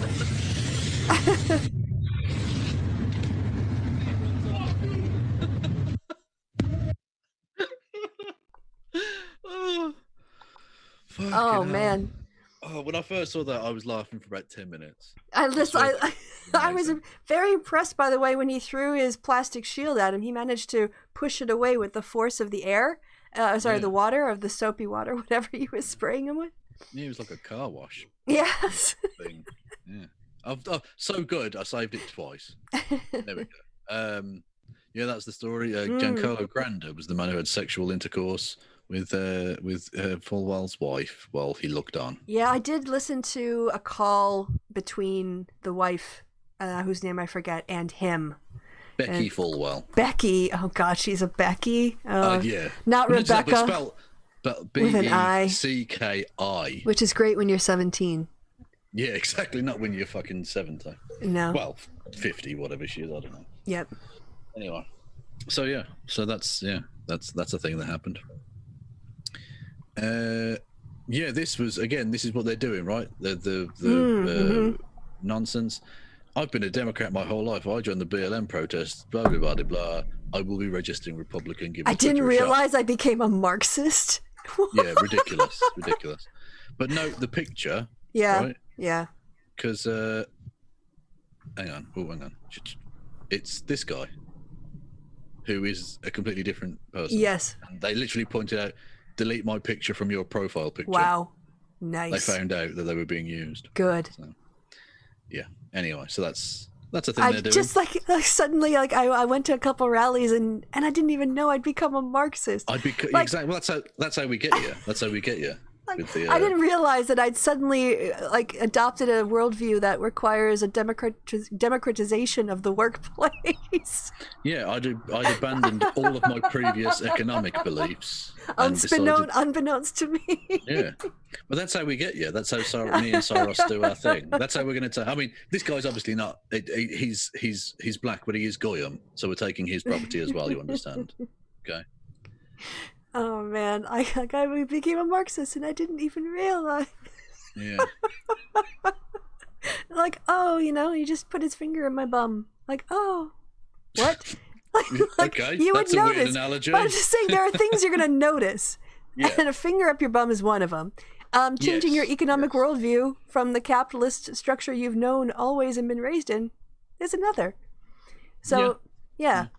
I'm just saying that, and people would know. Yeah. So Count Dankula and Stephen Crowder and all the rest of it, they were running defense for reportering. Because he's a big chicken.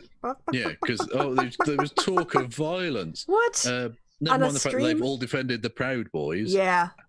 And have spent the last few days defending a white terrorist. Yep.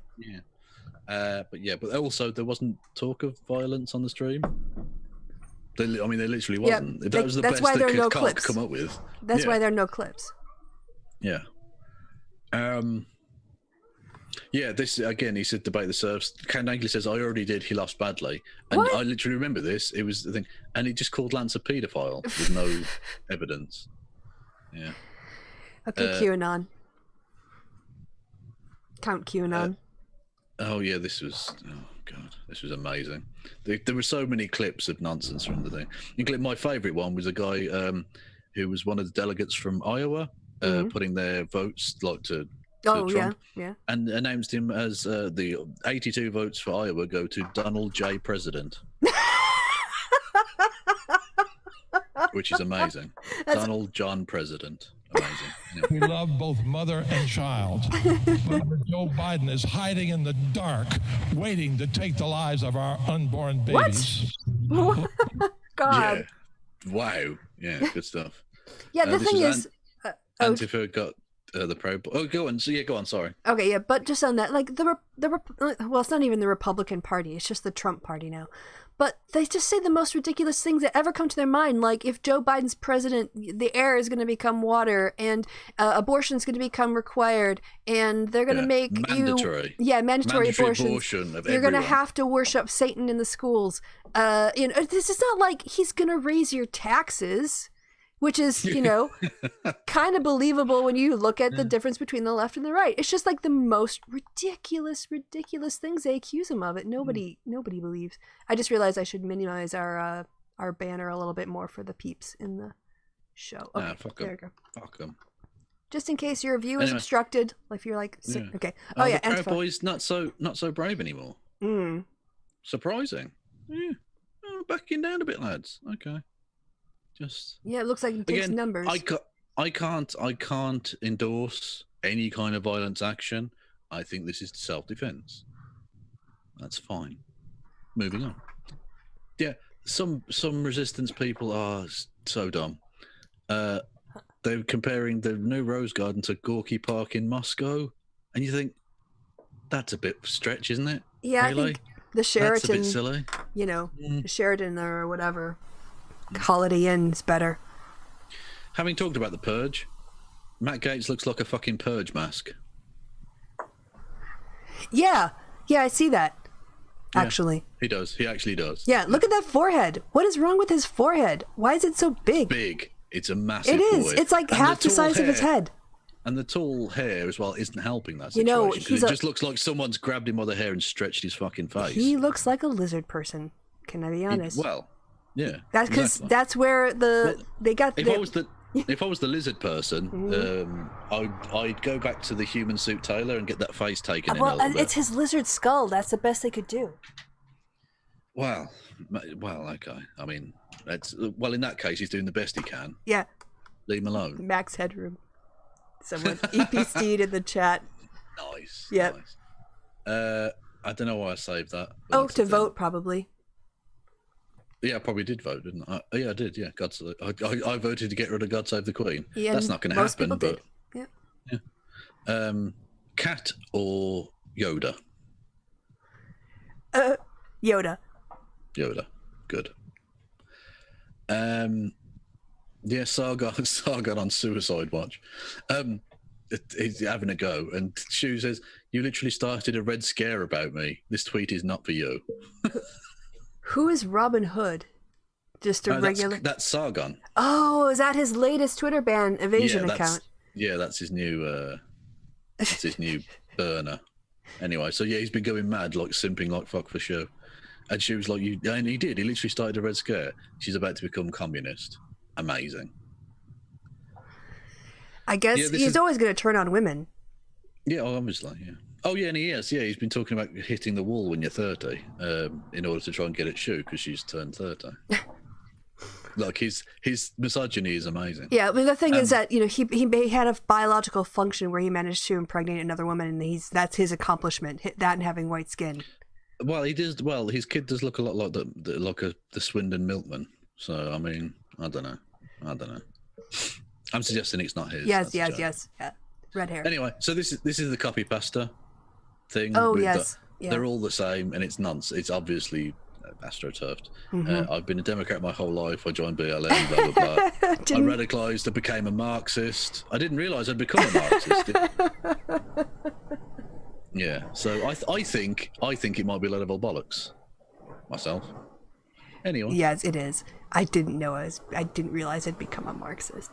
Yeah, this is amazing, right? This is a genuine Ben Shapiro. Look, there's lots of fake ones going around, but this is a genuine one. He says, "I'm big enough to admit these fake tweets about me are clever, but they paint a very poor picture of my intimate relationship with my wife.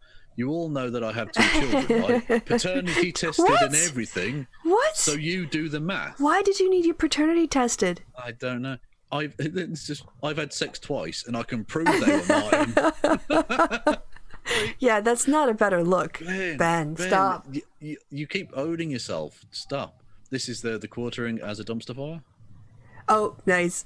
That is good. That's nice. That is good. Right, that was I saved that for my links on the other show.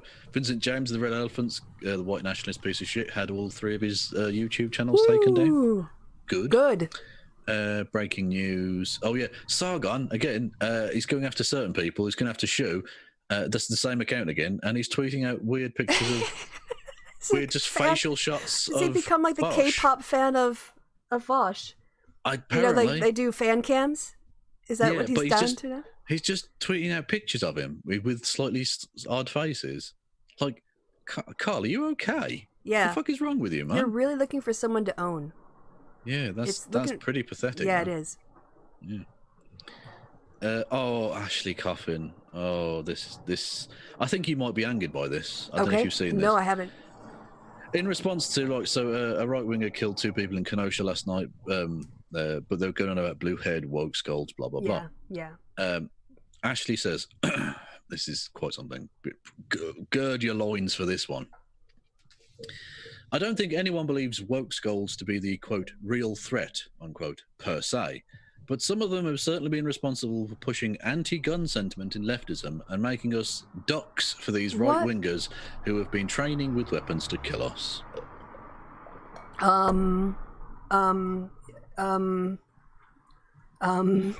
Yeah. I want people to have fewer guns. I don't want to resolve this through asymmetrical terrorist attacks. Yeah. That's the point of doing what we're doing in November, is to overwhelm them at the ballot box so that we can use ballots, not bullets. It's to prevent violence. But it's the woke scolds, Chris. The woke scolds are to blame for the white terrorist. Well, it's basically saying we're pushing anti-gun sentiment, and because we aren't armed to the teeth, where a peaceful protest just makes us sitting ducks as opposed to being the nonviolent resistance to their force, which wins over public opinion. Indeed. Anyway, talking of more nonsense of whitewashing, the New York Post really showing its hand. One of its headlines was Jacob Blake had a knife in his car when he was shot by police, so blaming him for I've got something to say. Apparently the police had X-ray vision and could see that he had a knife in his car. You know, on that, you want to finish up the next one, and then I'll bring up the knives in cars in Wisconsin. Then this one. Sentenced teen gunman Kyle Rittenhouse spotted cleaning Kenosha graffiti before shooting. He's a literal and figurative whitewashing. Mm-hmm. Amazing. My friend, he's on Instagram, Andy Gussert, was reflecting on Instagram that he has a knife in his car. He carries a buck knife in his car because he goes out on the boat a lot. He does fishing. He does hunting. He uses it to cut things, or if he's camping, cut up small twigs. I don't know what the fuck you do with a buck knife. I know a lot of people with buck knives. And he said he never thought twice about having a buck knife in his car with him until Kenosha happened, because of this piss excuse that a man walking away from you, like you said, he knew what he had a knife, and he also could read his mind that he was going to go get it and challenge someone with a fucking gun. Are you? Yeah, well, not just that, but the police have X-ray vision and can see through his car to the knife in the glove box or whatever, and read his mind to know what he was going to do. Hey, can I take 2 minutes to refill my glass, which is now empty? No. Oh, you keep going. Cannot. And I will. Okay, I'll chat right to chat and stuff. Yes, perfect. Hello there, everyone on my Twitches. All my Twitches, bitches. What's up? Oh, just did a big fart. I can't actually see the YouTube chat, so I could get the thing up, but I can't be bothered. I'm just going to check my Twitter notifications. Carl Benjamin is now going full God pill. Well, I did predict it. Oh wow, that's an awesome little GIF they've put together there of Carl doing the shame thing. How has he gone full God pill? Has he done a thing? Should we check?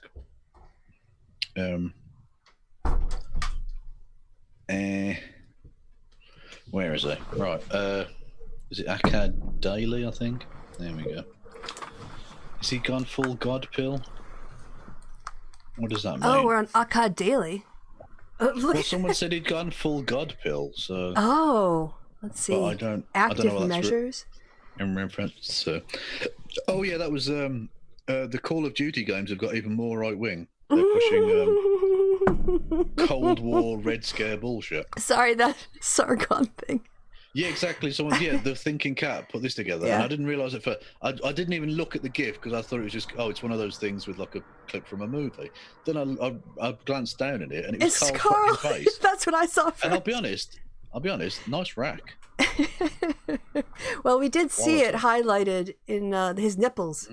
Medea made a smiley face out of them, I believe. He did indeed. Anyway, so are we good to continue?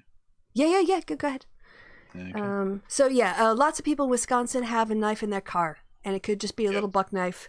He didn't say it was like a 6-inch blade or something. It's fucking bullshit. Fucking bullshit. Yeah. Yeah, absolute nonsense. This twat, the RNC, saying that James Madison signed the Declaration of Independence at 25 years old, didn't sign it. He was not a signatory. No. Really should look things up online before you put him in a speech. Jim Gaffigan, losing his shit. Oh, there, says, remember everything Trump accuses the Democrats of, he's guilty of. Don't let the socialist name-calling distract you from the fact that he's a fascist who has no belief in law. Someone called Karen Clark says, you probably lost a lot of followers on this one, stick to comedy. Jim just says, hey, fuck you, Karen.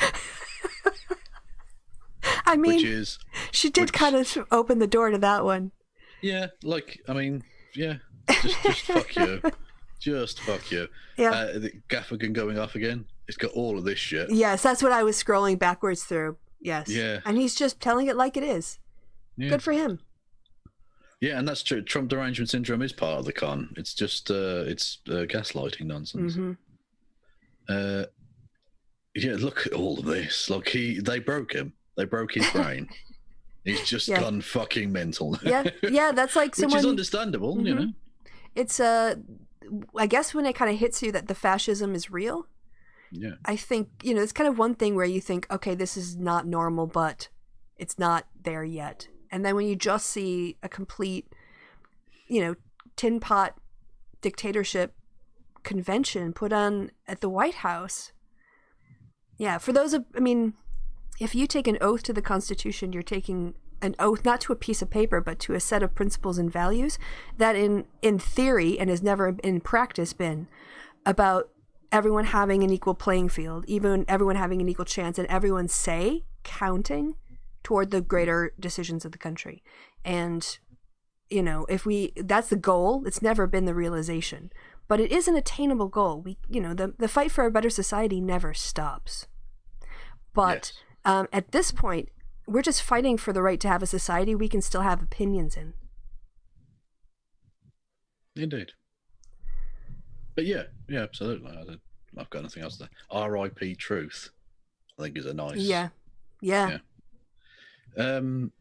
So I during the week yesterday in fact. Oh, I saw this and I liked it. Steven Pinker. Scientist and friend of pedophiles. Yeah, he's also just a kind of guy who says, racism, it's bad, but it's so much better. Look how bad it was in the past. We've done so much good. Look at how good things are. Yeah, he's one of the bottom of the barrel in the IDW. Yes. Basically. And he was blocking lots of people for criticizing him. So I just said, hey, S.A. Pinker, why are you blocking people who point out your friendship with pedophile Jeffrey Epstein? Can't you defend yourself in the free marketplace of ideas? Did he block you? Naturally. I think he might be a sore point of contention for him, the fact that he was friends with the pedophile. But the fact that he didn't block a pedophile, but he has blocked me, you know what? I'm cool with that. That's, I'm happy to be on his block list in that case. And honestly, if he had a sincere apology and talked about it, and reflected on it and shown and taken up some activism to help victims, then maybe when people came at him, he could say, I blah, blah, blah, blah, blah. Here's my public statements and here's my work to try to make up for what I did. But if you don't want to do that, then you just block people. Yeah. So, fuck you, Stephen. You at least pedo enabler, and you actual pedophile. That's a generic insult. Yeah, and isn't it amazing QAnon won't talk about the Trump Epstein connections? No, because that would be inconvenient for their fascist nonsense. Or is the well wishes to Maxwell? Is that just... Ghislaine Maxwell? Yes. like a short 2-minute palate cleanser. What's this? Turning a bowl of tulips. What? Oh, that's weird. Stop being weird. Also give Rory Cat some Dance chicken for us, cream. Kev. Yeah, so yeah, someone, because I had this on screen, someone, naturally, Flint Reeds, sent me a thing saying dance for, just so they could get on the screen. Which is... worked. Yeah, it worked, to Totally be fair. worked. Yep. Yeah. Okay, well, I'll write back to them, shall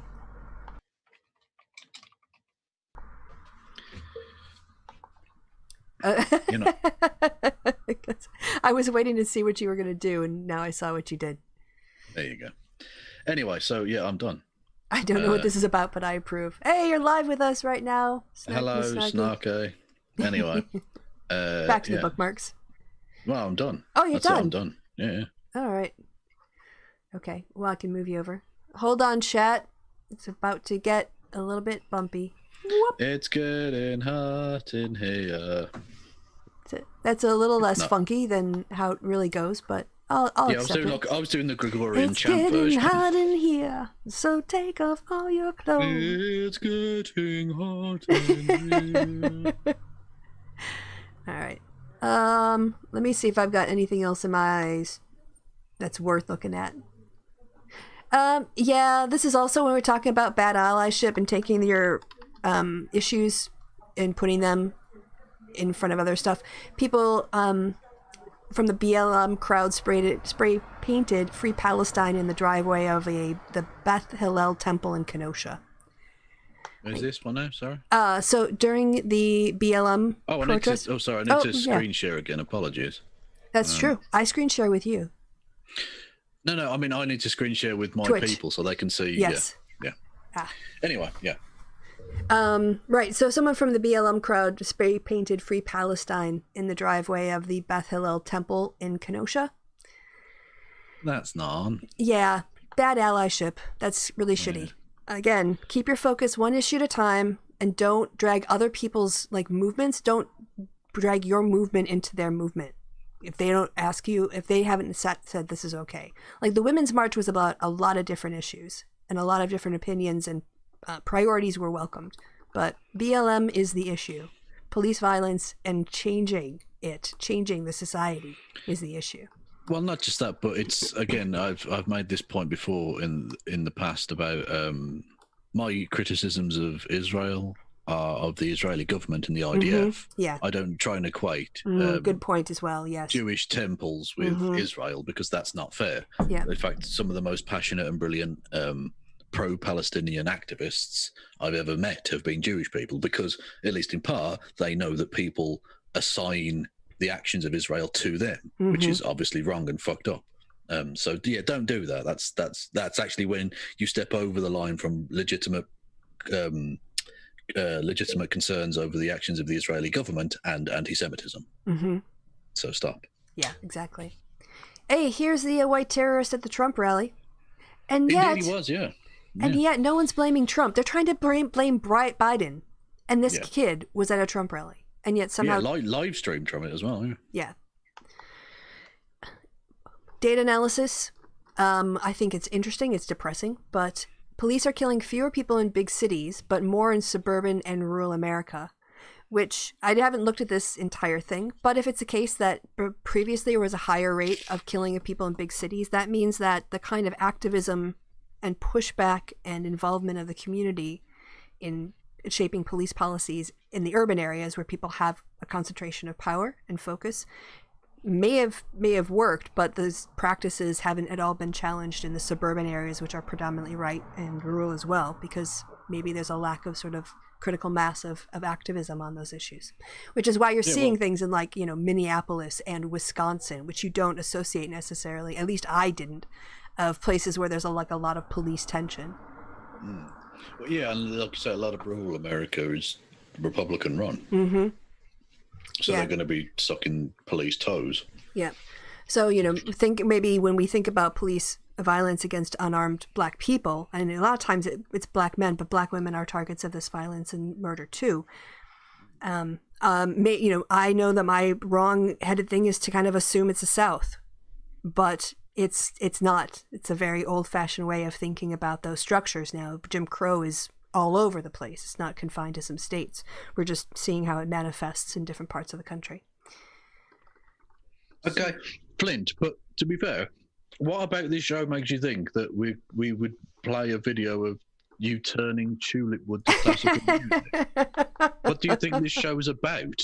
The fuck? Like, I appreciate that. And that's cool, right? And I'll watch it when we get off air. But we're talking about like terrorism and stuff tonight. Yeah, like, we'll do it off air. You'll see the view. We'll go back. We'll watch it. Yes, the white supremacist shooter who killed 51 Muslim worshippers in New Zealand was sentenced to life in prison without parole. The first time in New Zealand history that sentence has been handed out as well. Really? Yep.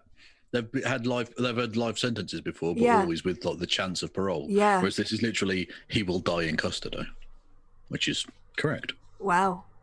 Yeah. Wow. Yeah, I mean, I didn't realize the symbolic nature of that life without parole because I'm so desensitized to it, in the American system. Right, this is just the comparison between Putin's entrance and Trump's entrance. Don't know if you've seen this video. Yeah, it's the power walk thing, isn't it? Mm-hmm. It's what they do. Yep. That's where he wants to be. He wants to be just like Putin. Yep. Hey, some information. Again, name me a dictator he didn't get on with, and name me a democratic leader he does get on with. Yep. So it looks like the ideal distance depends on masks, occupancy, indoor versus outdoor, silence versus speaking versus shouting, and ventilation. So they've done this kind of crosstab analysis divided by the type and level of group activity. So when there's a low occupancy versus a high occupancy. And then they do face coverings, whether it's faces covered, contact short, then longer periods, then no face covering, contact short and long. And then different types of activities when you're completely quiet, when you're speaking and shouting. And yeah, like churches with people with no face masks, bad places to be. Yeah.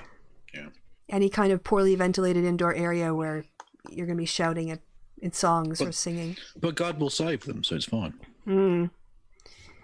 Oh yeah, this guy, Scott Adams, he's gone off even more. He's a piece of shit, yeah. Yep, still being a piece of shit. The GOP are still attacking access to the vote. The GOP is now add to the list of the states where Republicans are trying to ban the use of drop boxes for your ballots. Wow.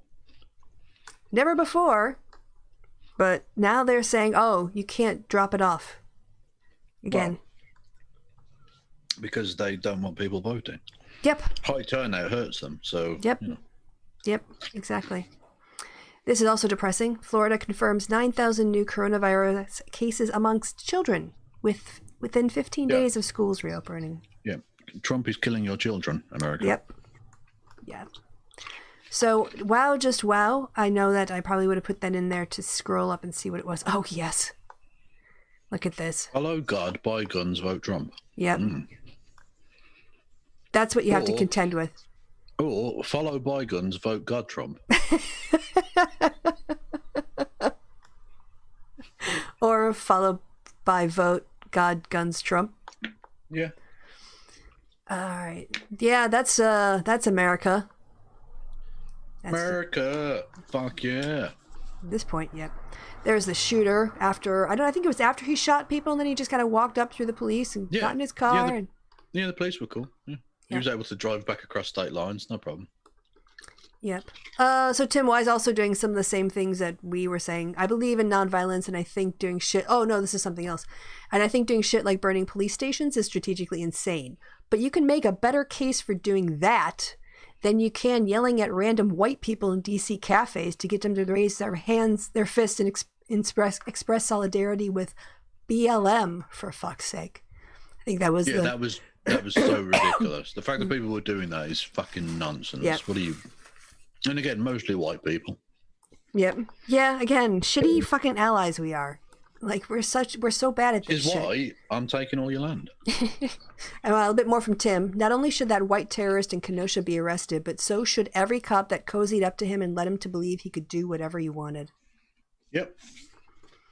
Oh yeah, the American police are essentially allying with fascist militia. Mm-hmm. Right. The irony when Pam Bondi gave a speech about corruption and nepotism right before the Trump kids were scheduled to speak. So here she is talking about nepotism. Trump.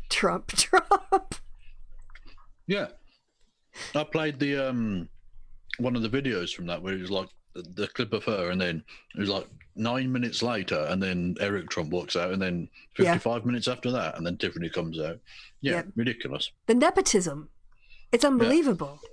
I mean, is there any Trump family member who didn't speak in a primetime slot? Well, not just speaking at the conference, but what expertise or experience did either Jared Kushner or Ivanka Trump bring to the White House? Nothing. Oh, yeah, but they both got high-level jobs. You know what? They're there to talk about how nice he is in private. Someone in a political article theorized, because his worst metrics with Joe Biden versus him is cares about people like me. So because Donald Trump doesn't care about people like you. No. So other people have to talk about the fact that he cares about them because he can't demonstrate it because he can't. Yeah.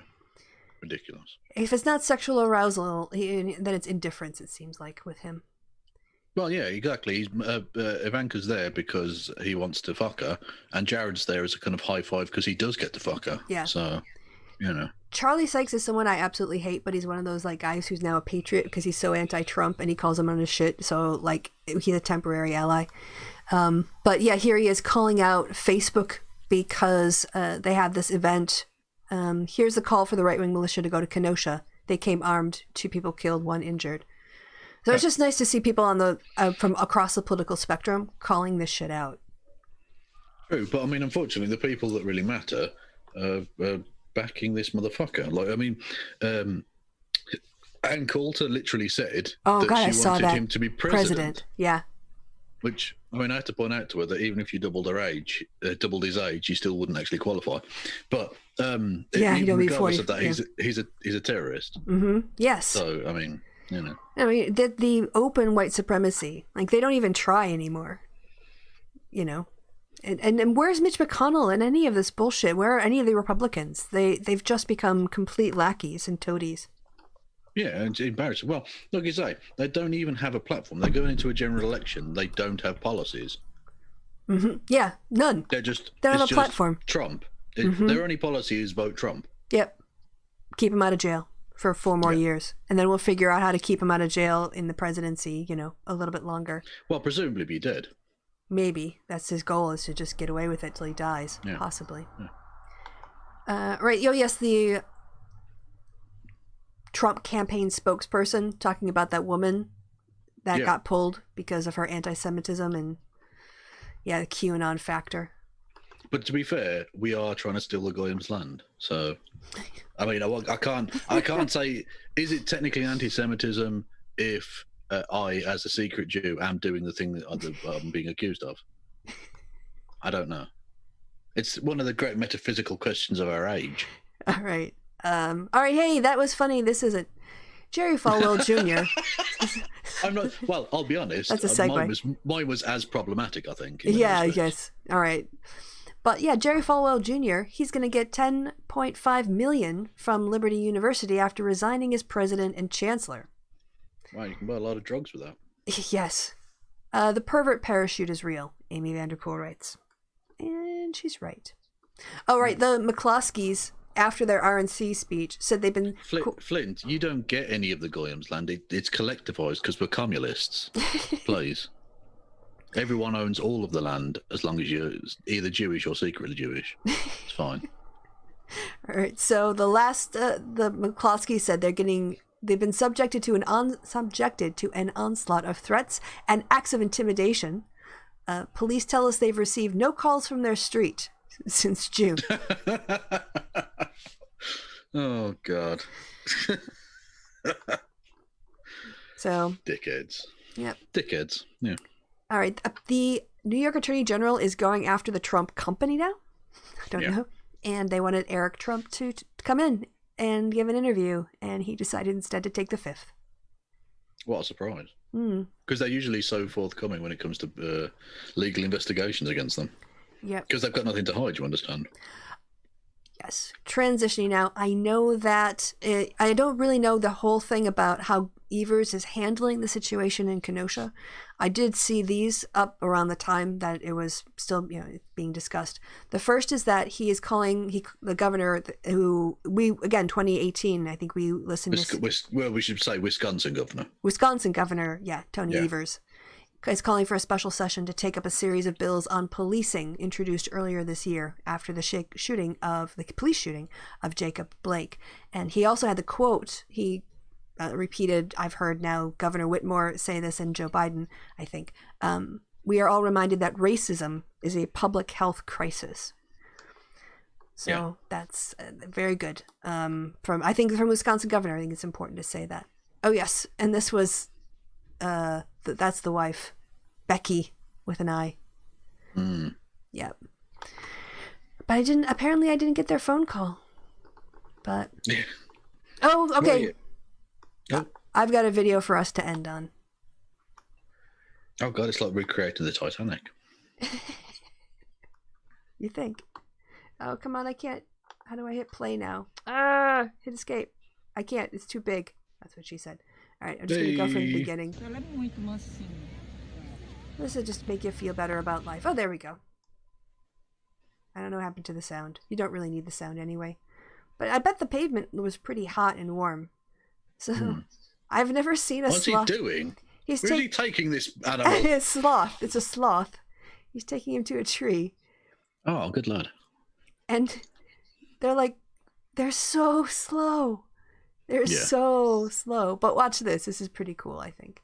Gotta make sure he's got all tucked in and turns around and like, dude, thanks so much. Awesome.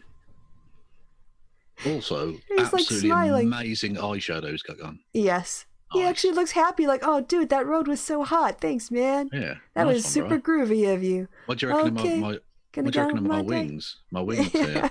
I've spent a long time on the snake. He is. Yeah. He was in, what was that band? T-Rex? Did they have makeup like that? They did, kind of. Yeah. Maybe I'm just thinking of, what was the one that Tim Curry did? The Rocky Horror Picture Show. Yeah. So the world is still a total shitbag, which is why we're going to watch a Christian movie now to try to forget about it. Yes. A really good Christian movie. The sequel to the amazing Leap parkour. Yeah. Building the Lego crocodile locomotive while watching the happy hour. Oh. Well, Mike Waller's absolutely killing it. That's nice.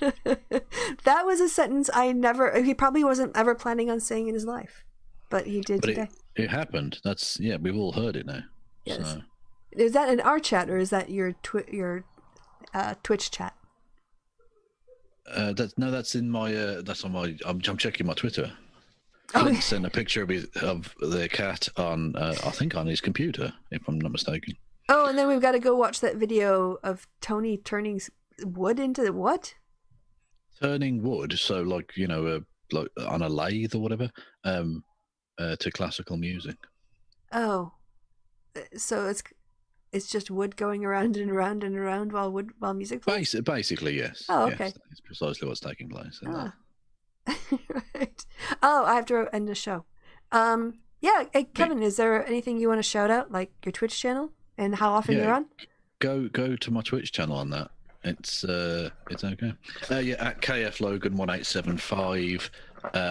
I stream 7 p.m. Monday to Friday for the foreseeable future because I'm still locked down, kind of.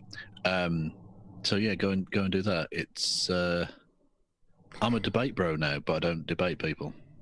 Oh, okay. Bro. And I'm trying to get my Twitch to do my D&D thing. Yeah. Trying to get that going, which I had temporary success with, but then utter failure. So I'll have to work on that.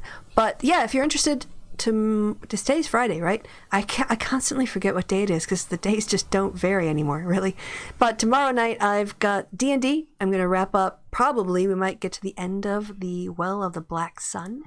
Then at 11 o'clock my time, figure it out, do the math where you live, I'm tired of doing the time zone changes for everyone else. I'm going to have my D&D with Kristi, where we're off to check up on a prince who might have been turned evil by some evil forces. And then on Sunday, I've got my Sunday show. So, yeah, my channel's kind of busy. Just stick around. You'll see something. Maybe. Yeah. Maybe. That went longer than I intended. But, anything else you want to say then, Kev? No. Okay. Well, thanks, everybody, for coming to the happy hour. Appreciate everyone and offering us to watch videos of a bowl being made by wood turning to music. And we will see each other, I guess, maybe next time on Kevin's channel, hopefully, if your ban is properly removed. Yes. Cool. So thanks to Matt's Hummels and Hummels figurines, to George Soros, peace be upon him. I'm still waiting on that check. And until next time. Let's not have G-Man shade. It's outrageous. Till next time, goodbye from me and goodbye from the Kevster. Say goodbye, Kevster. Goodbye, Kevster. I'll accept that. Okay.